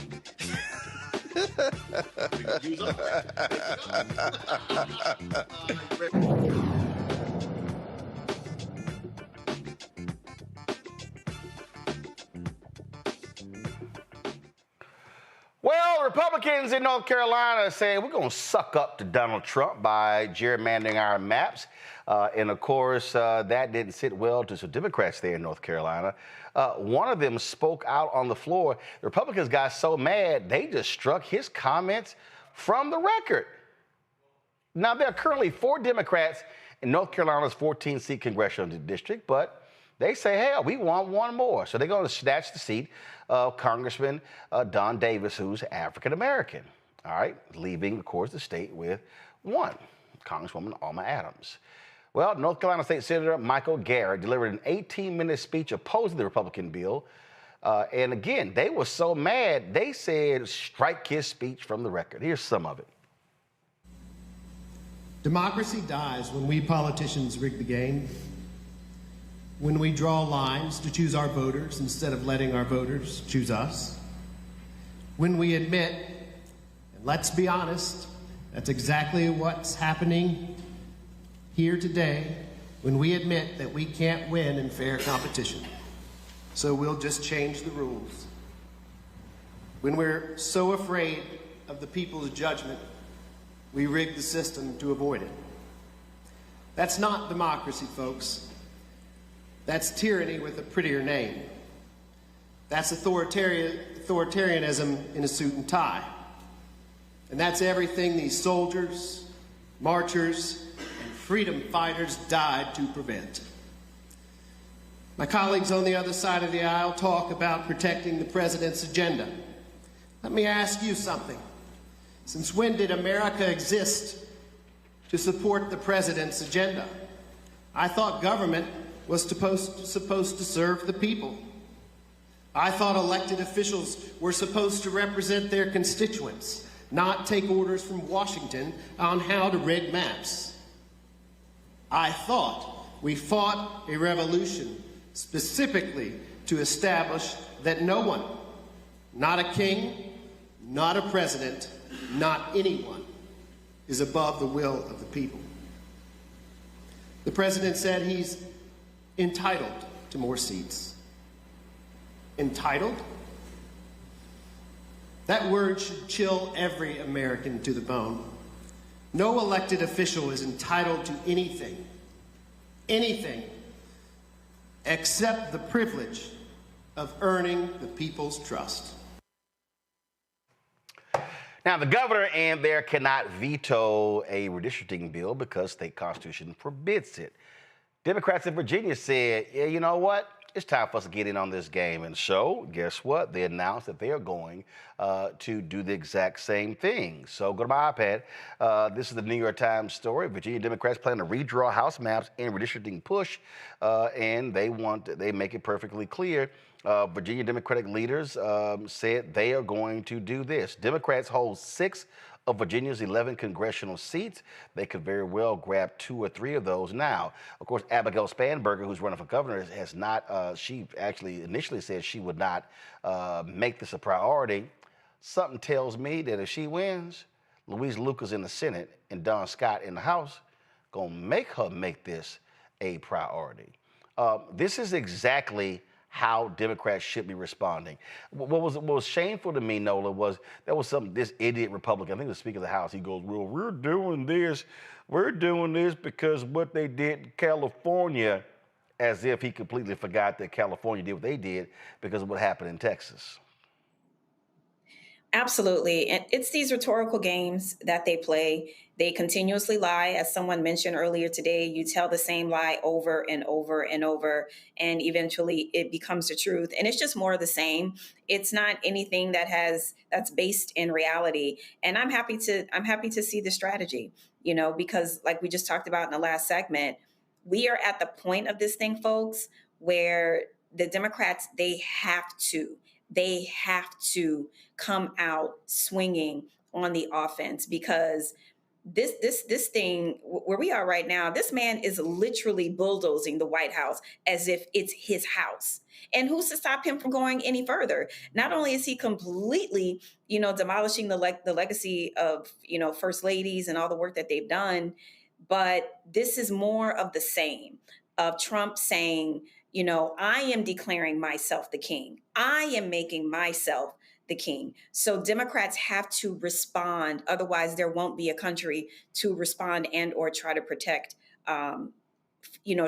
protect, because it'll be all gone at the rate in which this man is just plowing through laws and norms. I mean, it's astonishing.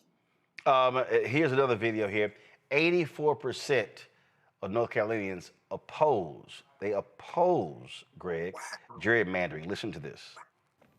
Hello, my name is Raina Walters Morgan. I currently serve as the Vice Chair for Civic Engagement and Voter Participation with the Democratic National Committee, but most importantly, I am a North Carolina resident. We need to tell the truth that this started when President Trump asked the governor of Texas to find seats. Republicans in Texas indicated they hadn't used race in their maps previously, but changed their story, lied under oath when they were asked to find these extra seats. And also for California context, this referendum is for voters to decide whether to give legislators the ability to redraw those maps. They are not drawing them on their own. Voters are very much involved in the process in California, unlike what's happened here in North Carolina. This map in North Carolina puts Washington, D.C. over the people of North Carolina. There was a study recently that found, a survey recently that found that 84% of North Carolinians do not think it's acceptable for politicians to draw districts to give their party more power. We need to do more to protect the voters of North Carolina. Thank you. But when you have the power, they're going to use it. And again, you have to fight power with power, Greg. That's true, Roland. You know, it's,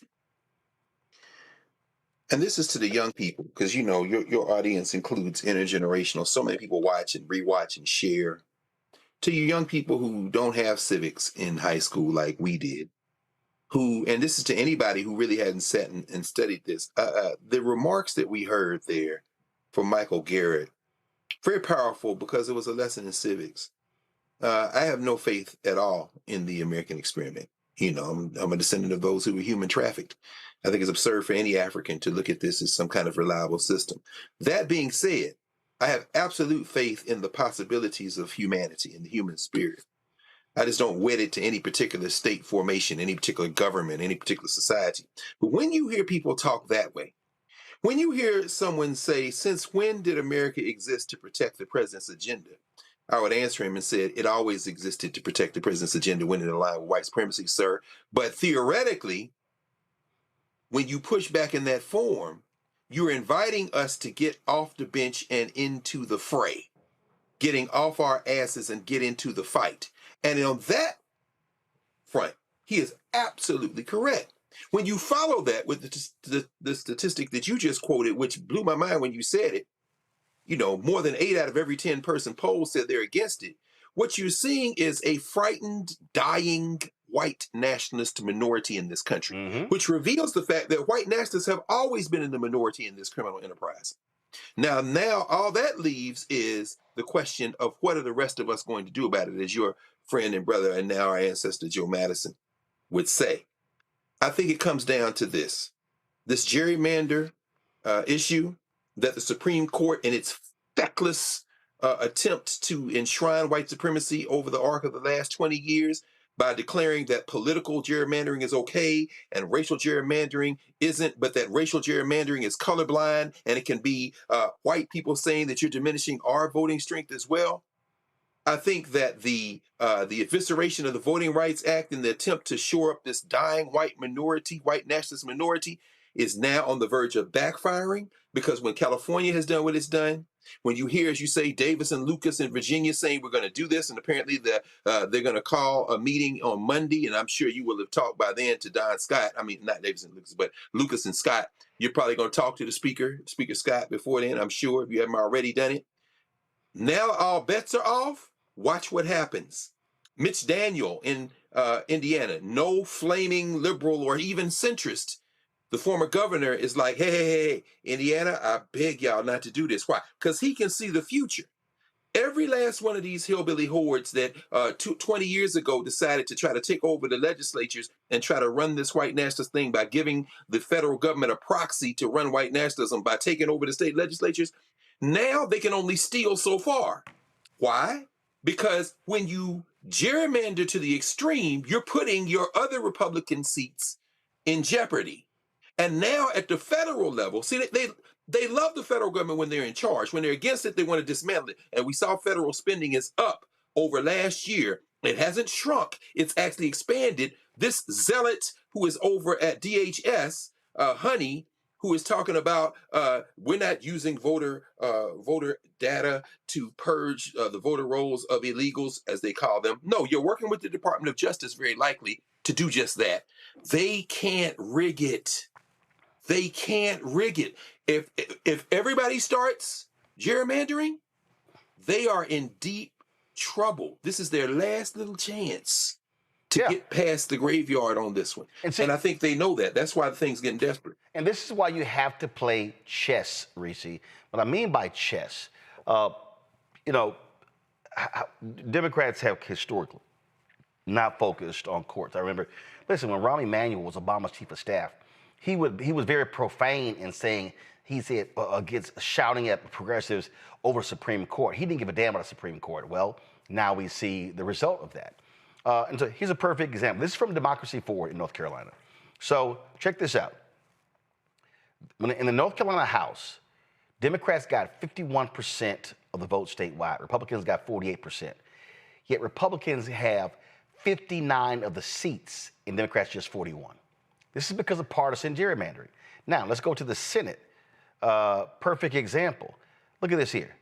Democrats, 50% of the vote statewide, 48. When it came to the Senate seats, it's 60-40. Now, somebody watching saying, well, I mean, they control it. No, this is why 2026, lots of money has to be spent to re-elect Anita Earls to the state Supreme Court. And in 2028, 3 of those Republican seats are up.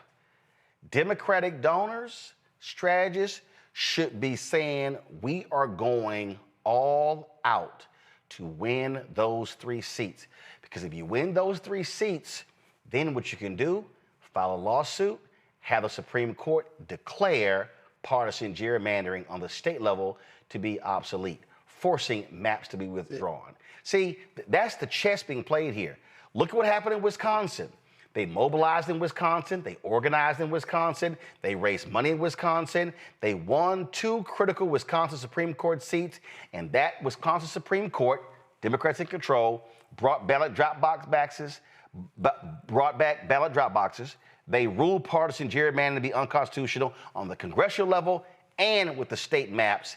That's how you change the game. Yeah, that would be like too much like right though. I mean, where are the Democratic donors at? They too busy trying to sit up there and still go back, listening to the white consultants, you talked about it earlier, and go after these diners, these white diner voters in Ohio and shit. I don't know that we got the people of conscience on our side who's willing to cut the check. They willing to have galas and wear fancy gowns and get nice awards and shit. But who's willing to do the dirty work? Who's willing to really do the nitty gritty stuff? I don't really see it on our side, unfortunately. Pet projects here and there, yes, but the way that Republicans have for decades activated, you can call it dark money, you can call it whatever the hell that you want to call it, but they have activated to solidify power. We don't have that same energy because we have wasted almost a year. I mean, we're coming up in a couple of weeks of a year since Donald Trump won the election. And I don't see a damn difference from Democratic donors that shows that they recognize the gravity of the situation, recognize that with the federal government waging assault on our civil rights, waging assault on our institutions that support the kind of work that support democracy, that support citizenship, they are still, are they with George Clooney and like, Cuomo, where the fuck is y'all at? I don't see nothing from them. I don't think that the cavalry is coming. I don't think that the cavalry is coming from the Democratic donors. This is going to have to come from either people feeling enough pain to say, we ain't taking this shit, or people organizing with very little, with the scraps, and making do with that. Because I don't have any faith, and I haven't seen any evidence that the people who have the means are going to do a damn thing about what we're seeing happen right now. Greg mentioned what happened in Indiana. Republicans there announced they don't have the votes to gerrymander the maps, and they have gotten a full court press from Donald Trump and J.D. Vance. Here's Pete Buttigieg, former mayor of South Bend, Indiana, speaking about gerrymandering there in that state. I would call it shameless. I was going to call it shameless. But then I started reading between the lines in some of the things that our Indiana State House Republican members are saying or not saying, and I realized they are, in fact, ashamed of what they're doing. They ought to be ashamed, and they are. They don't want to have to stand up in front of Hoosiers and say, yeah.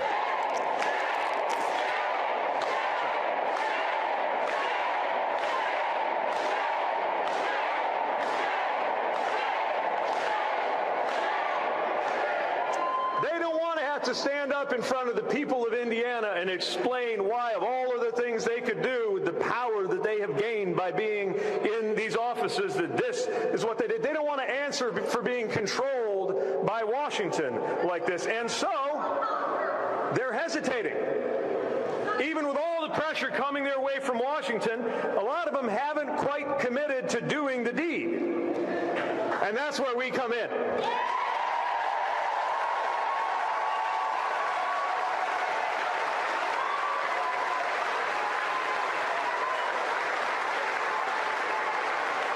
Now is our chance to talk to, yes, get a hold of your legislator, but also get a hold of your conservative cousin who knows just as sure as you do that this is wrong, and have them get a hold of their legislator.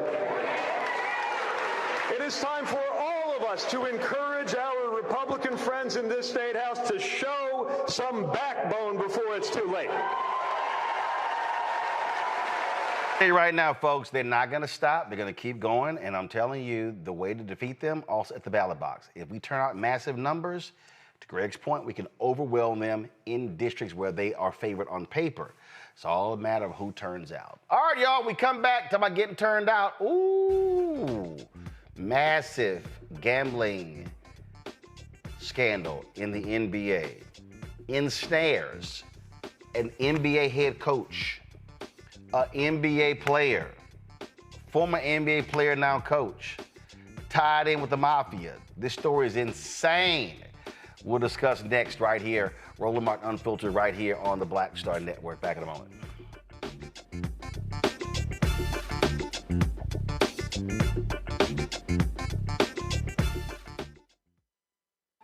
As a pastor, I hear a lot about trips to the doctor, bills piling up, jobs being lost. So as your delegate, I went to work writing laws that protect families, helping parents care for their disabled children, capping insulin costs, lowering prescription prices, and investing in our police and schools. I'm Josh Cole, and as your delegate, I'm working to keep us strong and safe.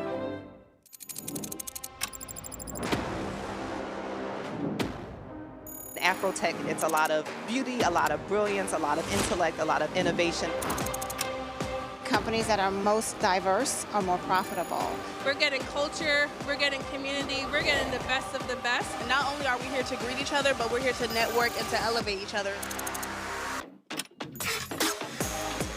Everybody from all the major tech companies is here, and that means that now everybody's in the same domain.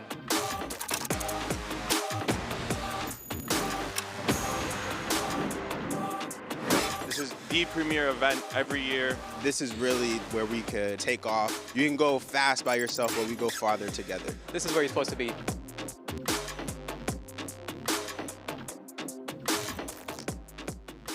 I'm Russell L. Honoré, Lieutenant General, United States Army, retired, and you're watching Roland Martin Unfiltered.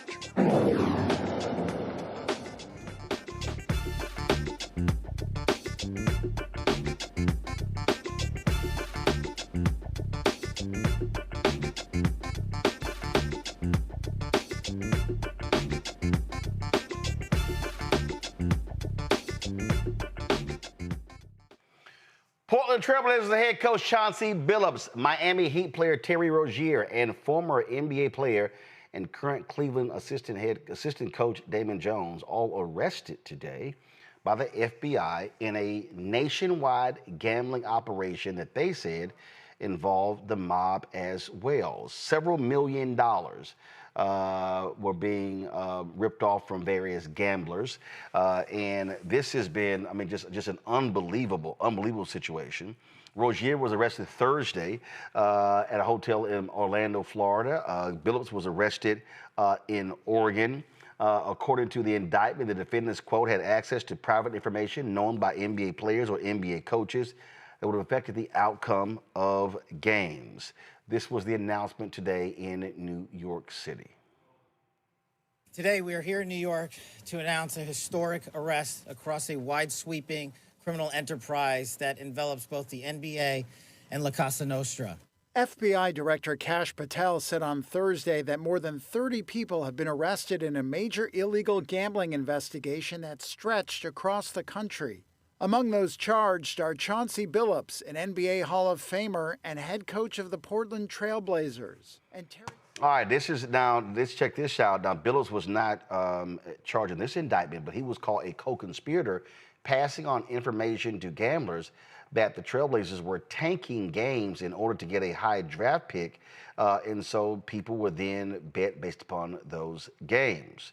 Billups and Rozier have been indicted on wire fraud conspiracy and money laundering conspiracy charges. What makes it even crazier, Billups was arrested as being part of an underground poker games that were backed by mafia families where they actually had x-rays on the table. This is an absolutely unbelievable story. Billups, as well as Rozier, have been suspended, placed on leave by the NBA as a result of this. You're talking about point shaving, sharing of information left and right. Just absolutely unbelievable. This has rocked the, look, the NBA got off to a fantastic start of the season, Greg. Opening night, the Oklahoma City Thunder playing my Houston Rockets. Game goes to double overtime. It's on NBC. Folks are all excited. Then all of a sudden this here. Now here's what's also crazy in this story, Greg. So the NBA has been working with a lot of these betting these betting folks. So when they see these weird bets, so how this thing has changed now and how they've been able to buzz is how stupid some of these players are. So the way they're now betting is they're betting on, particular player, how many points will he score, how many rebounds, how much time will he play. All of a sudden they're watching the game and seeing, so-and-so checking out of the game. And they start seeing a lot of these bets, not just one bet being placed on this, but a number of bets. So all of a sudden that sparks them to say, hey, something is a foul here. Michael Porter, previously, brother Michael Porter, suspended, first of all, kicked out of the NBA, banned for life because he pled guilty to point shaving as well. So all these things are going on while the NBA, NFL, other leagues are actually having bettors as sponsors, as advertisers. That's exactly right. At 60 years old, a lifelong baseball fan who played the game in high school, who once dreamt of making Major League Baseball, as someone who doesn't watch the National Football League because of what happened to Colin Kaepernick, and through that, all of us, and who has at least enough for self-respect. I don't condemn people who do what. I would say that there's nothing new in this. Gambling and betting and American sports goes back to when they had us on the plantation beating each other up in the sport of boxing and placing bets. So there's nothing new here.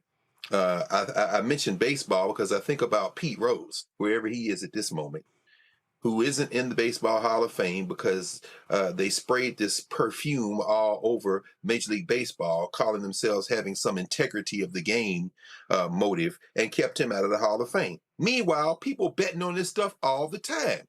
Chauncey Billups, the idea that he's at a poker game and because he's there and a couple other people, the high rollers come in and then they scam them and then you get a piece of the cut, that's terrible. The fact that, people are saying, well, my foot hurts and so I'm not going in the game, as they say that's what Rozier did, and then you're going to be able to bet on my productivity in the game.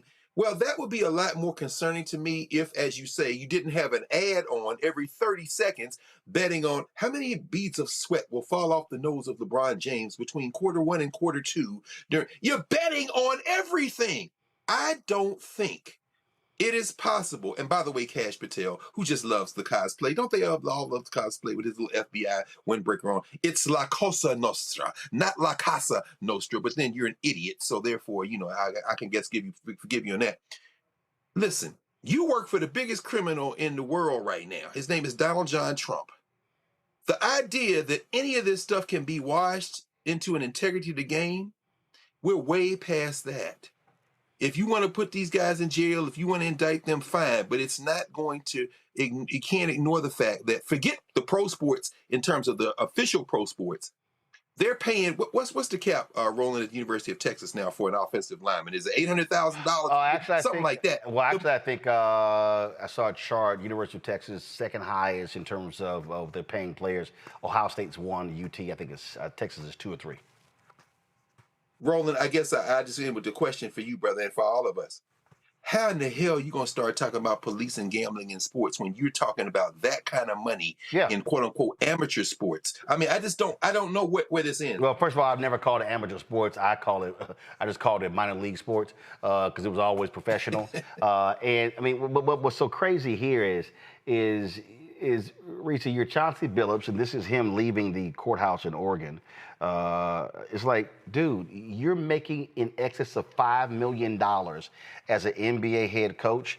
Granted, these are allegations, and you are putting understand, he literally could be kicked out of the, not have anything to do with the NBA for the rest of his life. You're talking about forget, because before he was a broadcaster. You ain't broadcasting, you ain't coaching, you ain't signing, you ain't showing up at any arena, and so this is serious here. And it was this investigation also did not start in the last 6 months. This has been going on for several years. Yeah, I mean, if the alleged conduct is true, it's indefensible, it's irresponsible, it's reckless, and it's unnecessary. I mean, how much money people have to have? You got to cheat on top of being rich, on top of having fame, on top of having a job, a steady income. There are people going to work right now, TSA, air traffic controllers, military people, veteran, that ain't getting a check. And they ain't lying, cheating, and stealing. So I will never be one to defend this kind of behavior. But what I will say is, while y'all investigating gambling and all this other kind of shit, investigate the stock market, investigate all the motherfuckers who made money because Donald Trump said, today is a good day to buy the stock market because he was timing his tariff announcement. Oh, absolutely. Absolutely. Very, very strategically. Let's investigate that too. Let's investigate all this crypto that Donald Trump is involved in. Right. These little Bitcoins and meme coins and all that shit. Let's investigate that too. Let's investigate what Cash Patel is doing in terms of his expense report. And is he paying back all these flights he's catching to sit courtside here and sit in this suite in this box? Let's investigate if he's receiving improper gifts, if he's paying market value for these tickets at all these sporting events, because I didn't think that the FBI paid that much. So let's make sure that you investigate everybody and every kind of gambling, every kind of speculation. Let's investigate everybody. But we know that in Donald Trump's America, you ain't getting no pass if you black. Make sure your paperwork is together. Make sure you ain't got nothing that they can get you on. Because they'll still lie and cheat and make up some shit. Tish James, Lisa Cook, I can name more. But to the extent that you don't have to give them something, don't give them to them. Don't make it easy on them. Well, check this out, Nola. This poker player named Matt Berkey, 2 years ago in a podcast, talked about this very thing that they were indicted for. Check this out. Okay. It is. There are a lot of stories about it. There's one that cropped up. This must have been like 5 years ago, 2019-ish, I think, 4 years ago, where there was this game. It started in LA and then it came to Vegas for a few days, and it was all built around Chauncey Billups. And I had heard about the game, and the person who told me about it was like, look, I know the game runners. I'm telling you 100% this game is on the up and up. And I was like, well, I know a lot of the people that are involved, and I'm telling you 100% that it is not on the up and up. Yeah. And, we kind of went back and forth, and I agreed that, like, I just wasn't going to go play it. But I had some friends who went and played it both in LA and in Vegas. And it obviously, like, was for sure confirmed to be cheated. Mm-hmm. Like, people who clearly didn't even understand the rules of No Limit Hold'em are just, like, jamming hundreds of big blinds in with, like, a gutty and then just drilling it. Yeah. Only the pros are losing. Like, how is it figured out? Like, it just...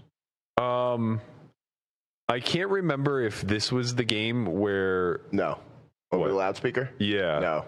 Okay. That was Peart. Oh, okay. Well, it's still, I mean, it's not like Chauncey and Pierce don't know each other.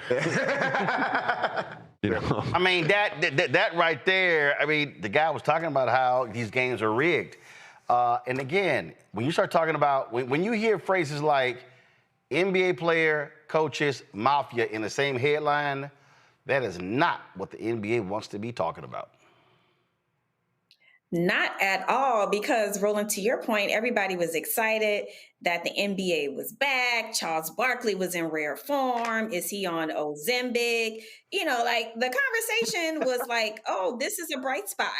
And now we wake up to this news. And the first thing I say to my mind is like, okay, I'm not black, I'm OJ.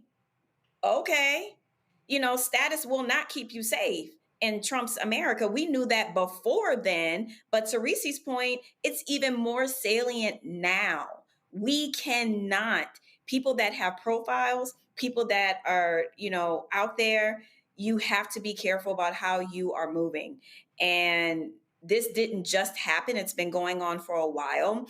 And, you know, I hate to say that Black people, you know, we have to be extra vigilant about how we move. But you know what? That's just the reality of the thing. Yes, we have to be extra vigilant about how we move because we have targets on our back. If you have any sort of profile, if you have any sort of influence in the Black community, you have a target on your back. And I'm even more angry because, you know what? I'm gonna just keep it real. Like, I grew up at the racetrack in New Orleans and I can't stand gambling. Like, as a child, I just remember people like betting on their rent and their mortgage. And I'm like, well, this doesn't make sense to me. What the hell were you doing now? What were you doing now? I grew up in New Orleans, y'all. That's a long, long story. I mean, like what? Your babysitter worked at the track? It's a long, long story. I mean, the horses were nice. Track. Oh, man. I really was at the track as a child. And I'm looking at all these adults like, all y'all asses should be ashamed of yourselves and y'all should go home. So I'm not a fan of gambling anyway. And the way that they market it as if it's fun and it's like gaming and like waste your time and spend all your money doing this.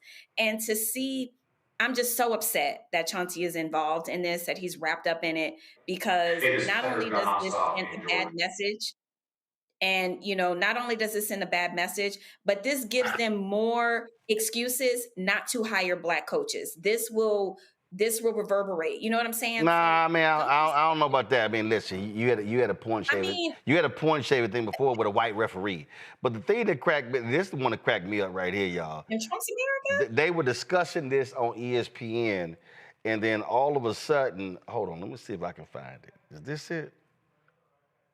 They would talk. First of all the major networks were covering the news conference live. ESPN didn't, but they were having a conversation. Hold on, did it go away? Give me 1 second. Let me see if it. Yeah, watch this here. Okay, so just roll the video. So they were having no audio down. They were having a conversation on ESPN. I want y'all to see this here. I want y'all look what's in the bottom right hand corner. It's the ESPN bet information. So then all of a sudden, somebody was like, you know what? That may not be wise. We might want to go ahead and take that Chiron down. So all of a sudden, it's there. Then,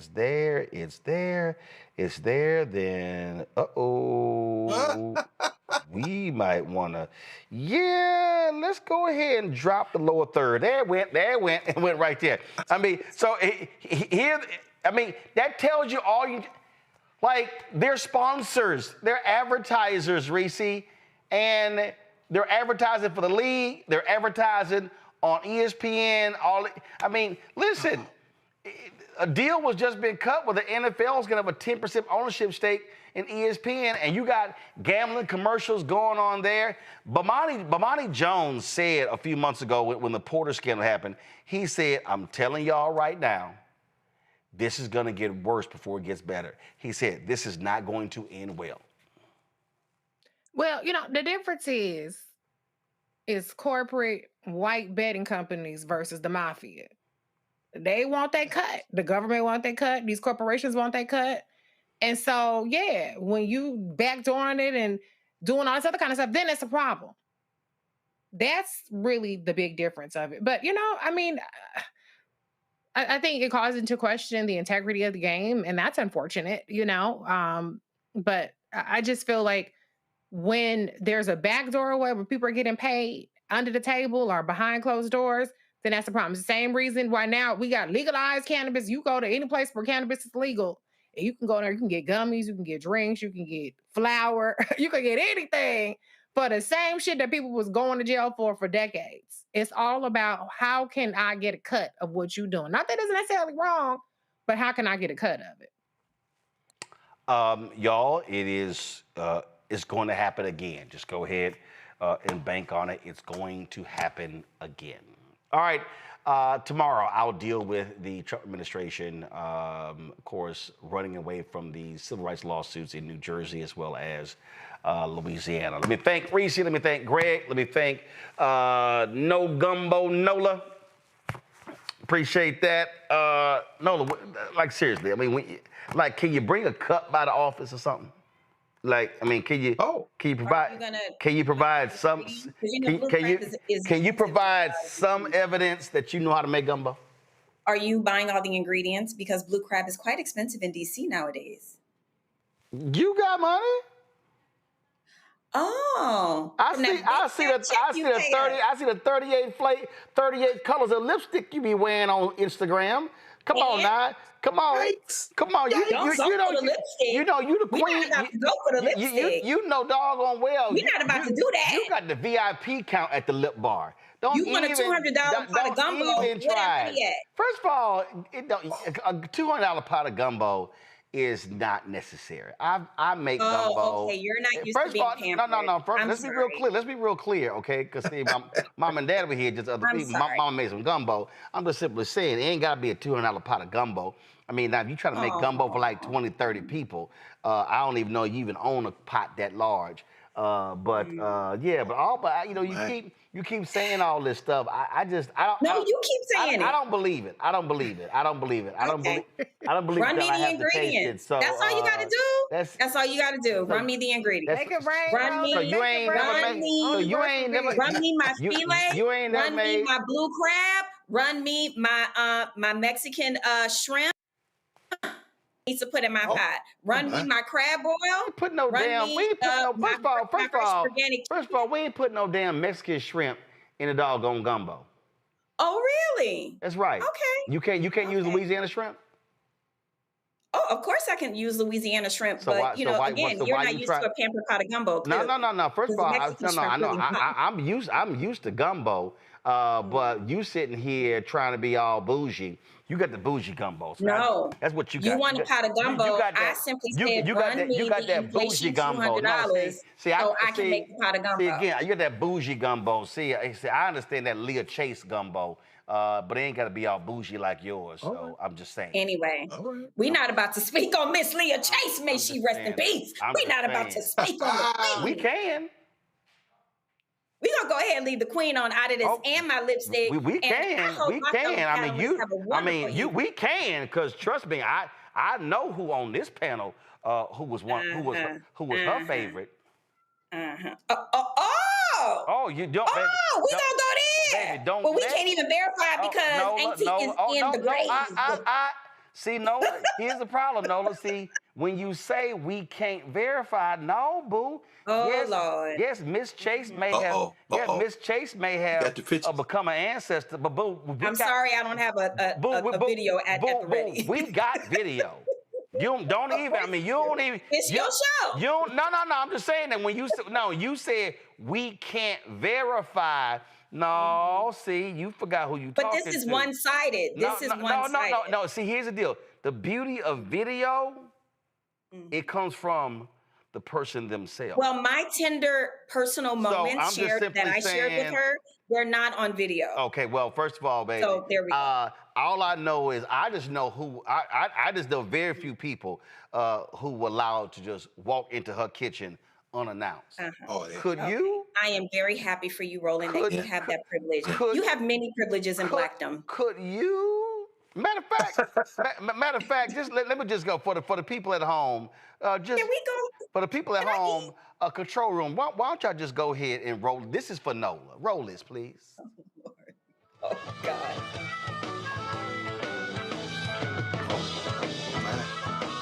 Oh, whenever I come to New Orleans, I cannot help but go by Dooky Chase, an institution for 76 years here in New Orleans.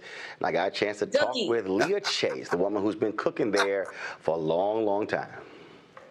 We in Dooky Chase. Where's the chef of the house? I know she cooking something, because every time I come here, I find her in the kitchen. Where's she at? Yeah, I'm not looking for her. She ain't that tall, so. Let's see. How you doing? What's going on? How you doing? You all good? What's happening? Oh, not much. Where's the lady of the house? Oh, she's in her kitchen. Where's her kitchen? This way? Right. All right, y'all, we going to her kitchen. She got her own kitchen. All right. Right here we go. What's happening? What's happening? You know I can't come. You happening. You know I can't come to the city and not see you. Well, I was wondering if you put me down like all the other men. No, darling. How you doing? All the other men put me down. You know, when you get old, they put you down. Well, no, every time I come here, I got to come say, hey. All right. I decided to bring the cameras this time. You always bring your intimidating machine. They're not intimidating. They just always there. They tell the truth. That's right. That's right. What you got? What you up to? Everything, man. Everything I'm up to. I'm getting ready to make a big pot of gumbo, and all right. I cooked my lunch. Got some tomato basil soup over there. All right. Is this cabbage? Cabbage. All right then. One of the few vegetables I actually eat. Oh no! Don't tell me you eat cabbage. I eat cabbage. I only eat like 3 of them. Oh, shame on you. Nothing like a good vegetable. Well, you know, and it's perfect too, because I've been on this 10-day green smoothie cleanse for the last 10 days. So it officially ends tomorrow, so I can actually eat real food. All right. So yeah, timed to coincide with coming to New Orleans. All right, but in New Orleans, you know, we don't serve calories. You can eat whatever you want. All the rice, all the gumbo, all the fried chicken and baked macaroni, the jambalaya. Yeah, but the problem is the clothes you brought, you're not going to be able to fit to wear to the concert. Well, whose problem is that? That looks like your problem, because you got that before you left home. We don't put that. Oh, You see? And you see all those nice shoulders? We put that under your belt. We don't like men with big shoulders. They with big stomach. That means we fed them good. Well, good. Well, yeah, you got it going here. So what's that, Bill? I see some corn and sausage. Oh, I know you like corn. I do. So what's that dish called? That's called makshu, just a little corn makshu. Right. You know, that's a Cajun thing. Okay. But you know, if you can't beat them, join them. Right. So, right. We in New Orleans, in the Creole community, we just call that stewed corn. But they say makshu, okay, it's makshu. So, all right then. And then we have the cabbage, right. A tomato basil soup. Okay. And we're gonna give you a lot of fried chicken. And what's what my man? What he got going right here? Turkey necks. Turkey necks. Everybody likes a good turkey neck. You know? And that's what what's this here that's raw? That's chicken gizzards that we're going to put in the gumbo. Okay, all right. You know, you have to have some gizzards in your gumbo. Really? Yeah, oh yeah, you can't have gumbo. Like first we do the ham shanks in there. You see, I will make that much gumbo. Right. That's going to be about 30 gallons. Right there? 30 what? 30 gallons. 30 gallons. Uh-huh. Now I can't make small pots of gumbo in my house. You so can't? I can't. That little 5-quart pot, I can't. So I have a 20-quart pot. I have 2 40-quart pots, and the 60-quart. We had to cook that outside. Yeah, because you don't have a big enough kitchen. Oh yeah, no. If I cooked it outside with the Bunsen burner. Yeah. But do you know how to make a gumbo? You know how to make gumbo. All right. Oh my goodness, absolutely. All right. And I like mine spicy. Okay, well, gumbo is always spicy. Now we had a fierce fight on Twitter. So comedian David Allen Greer swears that you must put okra in gumbo. Now I told him no, because my grandmother from Opelousas, Louisiana, my grandfather as well. I said the problem with okra when you put it in gumbo, okra is slimy. I said so if you want it, you fix it separate, then put it in that bowl, but you don't put it in the big pot. Well, that all depends on what you're going to do. Okay. Don't go around here telling people okra gumbo is slimy. It is not. It's because you do not know how to cook it. Well, if it stays, I'm saying after it's in the pot. No, it will not. You just got to slow cook it and cook the okra good. Okay. And I cook okra every day, not slimy. But do you put okra in your gumbo? Not in this gumbo. But tomorrow I will make that much okra gumbo. Okay. So all I will have in that okra gumbo tomorrow is shrimp. And maybe I'll put some crab. But you can make okra gumbo, but okra is a thickener. Right. So we don't use that. We use filet, which is the ground sassafras leaf. Right. See, I use filet. So you and see also I like to keep mine simple. So I use sausage, chicken, shrimp. Now my grandmother used hen. Only problem with that hen a little tough. But it boils in that gumbo, and boy, does it give the flavor. That's true. Grandma was right. Now, what my dad does when he makes gumbo, and he taught me this, so some people like to have frozen shrimp because it's bigger and quicker. But what he does is he also gets the fresh shrimp. With the heads. Well, no, what he does is we devein it, take the shells off, we then boil the shells, and then take the juice from that and put that in the pot. That's good. Now, I'll tell you one thing better that I do, telling him everything, that he'll be running me out of business after a while. I take those shells and those heads, put them in a pot with a little butter, and let them cook down. Put a little water in them. Then I put them in a blender. Shells, everything in a blender. Let them blend, then strain it off. That is like you blend the heads and the shells, and then you strain it. You put it in the strainer, and then you got powerful flavor there. You can do that. No, I haven't tried that because you don't know how to cook. Come on, TT, tell it. Your grandmother knows how to cook, but you don't know how to cook. My grandmother, God rest her soul, she actually could burn in the kitchen. My grandfather too. Yeah. Oh, really? Oh, yeah. Well, in my neck of the woods, men didn't cook. Oh, no. All the men cook in my family. We don't want women in our kitchen. Oh, no? No. My mom taught my dad how to make gumbo and dirty rice. She can't even touch him now. She doesn't even. She doesn't even. If my mama cooked now, that's a miracle. My dad does all the cooking. Isn't that wonderful? That's right. I think that's a nice thing to men to do, but in my day, men were not allowed in the kitchen. Oh, no. Go out there, plow the field, dig the ground, do whatever you got to do. My grandmother had a catering business, so my dad cooked. My brother now runs our family catering business. He's an executive chef in Houston. So good. I used to cook more, but I'm too busy now. So that way, when I go home, in Houston, they do all the cooking. Nothing in Houston but oxtails. No. I'm trying to tell you, my daddy. Okay, I'm gonna bring my daddy back next time I come, and I'm telling you, you're gonna say, let him cook with me. I would see how good he can cook. I'm trying to tell you. That's a bet. Weekdays on TV One. I will never lie to you. All right, y'all. So we had a. She got you, man. We had a sit-down conversation.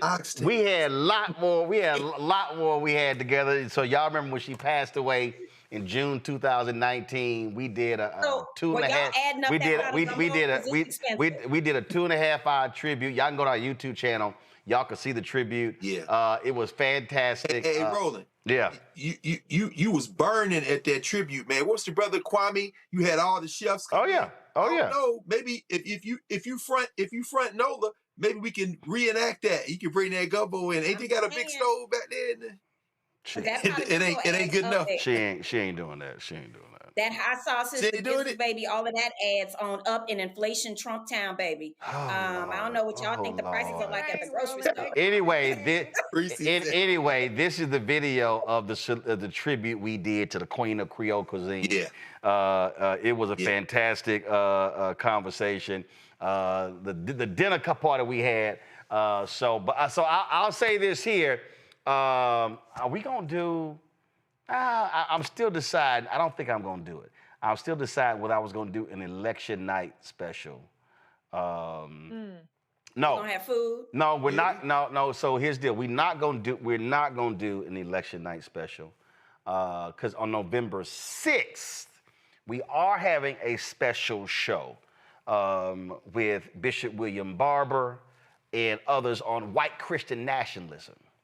So, oh yeah, we're gonna have a special show. So I might do Gumbo that night. I don't know, because last time we had cupcakes. I might. No, first of all, you take your little shady little ass. You take your little shady little ass. Okay, last time we got together, I had to leave. So and he ran out the door. Because I had to go catch a damn plane. Yeah. You got that right. Yeah. I had to go. Got a cocktail in sight. I had to go. See? At least you had some cupcakes. I was missing the crab cakes. Huh? You did? Right? Say it again, Reese. Yeah. I said I was missing the crab cakes. You normally have little crab cakes and crab cakes. I understand, but brother had to go.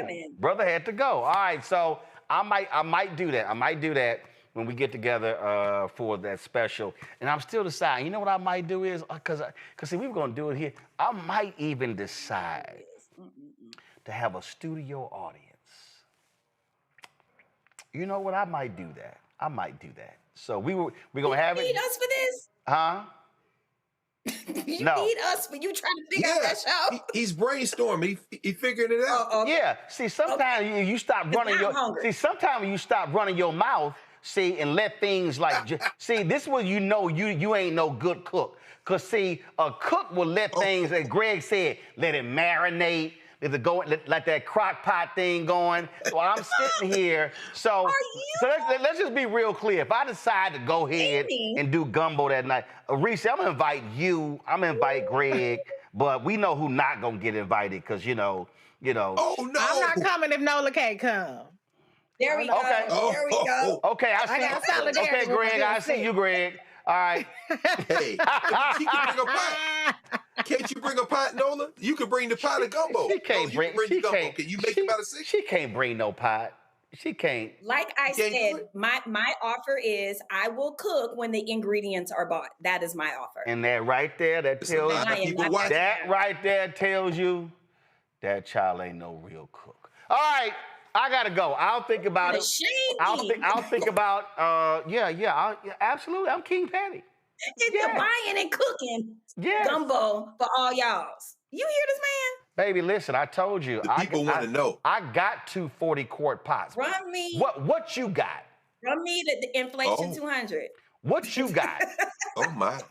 The inflation 200. What you got? I know what I got, which is why I'm never bothered, baby. We know your Gumbo product got is thin amount of meat. I don't know. The people are watching. Now everybody want to know. You know. Oh, they didn't want to know. Ain't nothing worse than somebody making some gumbo and all you got in your bowl is 1 shrimp, 1 andouille sausage. That's why you gotta run them coins. You gotta run the coins. Oh no. My gumbo ain't never had a shortage. Of meat. That ain't never been a problem. You gotta Venmo, Zelle, PayPal, run them down. Yeah, it might have to. When you beefing with Don Cheadle one time? I forget. Oh no, it was. If everybody want to know, y'all just go. Y'all gotta do is y'all gotta go to Twitter and type in #GumboWars. #GumboWars. Yo, it was Don Cheadle. It was David Allen Greer. Keisha Lance Bottoms put her little thing in there. And we just like Keisha gone with your Zetarans. Everybody was catching strays. I'm talking about. Okay, I'm trying to tell you, this was a thing. Okay. No, this was a straight up. If you go to Twitter, matter of fact, I'm gonna go. If you go to Twitter, y'all think I'm lying. Everybody got hit. I mean, Tamron Hall had this awful gumbo. Oh my God, it was. I told Tamron, don't ever post a photo like that again. It was awful, y'all. Well, my husband makes the best gumbo, so. Boom. I'm gonna just cut all the debate. He makes the best. She said, Mike and drop. Okay, She done brought CJ all up into this conversation. Do you have a photo? Can we see some evidence of what his gumbo looked like? Oh Lord, she done. I'm gonna have to go back. We had the cooking contest. My husband is the chef, so I'm saying that. It was a cooking contest. Mean he was competing against somebody else. Who? Well, of our family, we did the family cook-off during the COVID, so I'm sure I got something somewhere. But let's look at y'all, folks. Y'all, this is some of the stuff. Hashtag because I posted, boom, some of the gumbo. That looks good. And other people, we were all going at it. Wow. And then other folks start getting in on it, and they start. Monique got in on it. Other people start posting their stuff. Then some other folk posted some absolutely nasty ass. I never forget the fool who had some wieners, and we cussed him out. Oh no! We cussed him out. Wow! So as you see that's what it looks like when you actually can cook, Nola. That's called evidence. Let's see here. Wow. This seasoned chicken breast. Somebody else jumped in on this here. See, y'all thought we were joking. No. We were actually real. Did I ever tell y'all how I paid for my education at UCLA? Did I ever tell y'all? About me and my mom's we don't want no poll stories. Go ahead. I'm sorry. Okay. I'm just saying, since you. I don't know what somebody actually. And my inheritance of cooking. Somebody actually posted this photo as gumbo. We said, "What the hell is that?" Wow. Call the police. Call the police. I'm not lying. This was Chris Mueller, and we told him, man, put this damn thing down.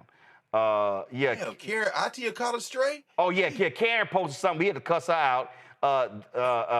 We had to, this was Karen. There it is. This was Karen Atia. We like, Karen, go sit your ass down. What is that? Gone. No. That was Karen Atia's gumbo, y'all. Maybe Ghanaian gumbo. We don't know what the hell that was. We don't know what that was. Yeah. Oh, there's Monique. And for everybody to understand, this thing went on for like 3 years, y'all. This started in 2019, and as y'all... What's Eddie doing? Huh? Eddie Cloud got it? I know he's from Moss Point. They gumbo in Moss Point, Mississippi. Eddie hopped his little ass in here.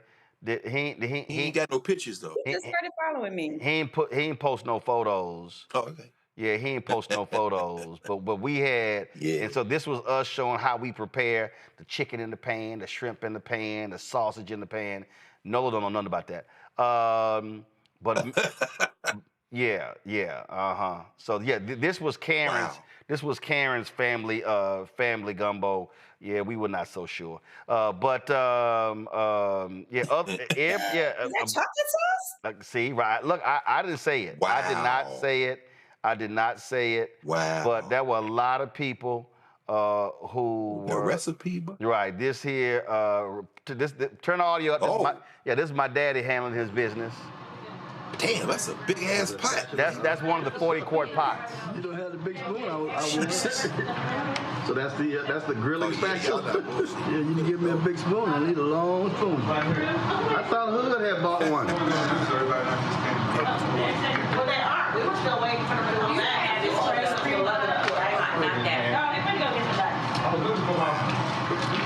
So that's a 40-quart. That's a 40-quart right there, baby. That's how we do it, Nola. What you got? What you got, Nola? From New Orleans. I ain't talking about it. I'm going to be about it. Come on, Nola from Nola. What you got? No, I'm sorry. I was just missing my mom in that moment because we always cook together. So I understand. But that's the love. But I still want to see something. I want to see some photos, some videos, something. That's beautiful. That's beautiful. Okay. Boy, this show is black as hell. I can smell that. It really is. Now Can we go now? Damn. And Greg, here's what's crazy, Greg. That photo I posted, that video of my dad, that was December 24th. Hell, we did another one 7 days later. Oh Lord! Wow. Wait a minute. Where did y'all? What? I told y'all I had gumbo before I had breast milk. Wow. Okay, that's the blackest statement today. All right. That's the blackest. Man said he had that tells you gumbo before breast milk. So I just none of that. Sharon Malone, Eric Holder's wife. She was like, "Oh no, she thought what she do. We've been arguing about gumbo, but she only do gumbo, when it's cold." I was like, "Girl, please." Hell, look at me, 105. Me and my sister told you the same damn thing. You out your see that's why you ain't real. Cause see, real gumbo people. Why would you stop questioning my authenticity? I damn sure did. Cause guess what? It can be 98 degrees outside and we gonna have some gumbo. You know why? Cause we are too legit to Because in quit. New Orleans, we actually have a menu. That's black. Nah. Another conversation. Nah, we are too legit. That's how you know black people. We are too legit to quit. All y'all little weak ass. Oh no, I can't have no gumbo unless it's cold. Nah, damn that. Damn that. In the heat. Nah, my granddaddy would real drink gumbo. Black coffee in the middle of the summer. That's we'll right. Take a non-New Orleans person. Boom. We gon' hit that sucker at any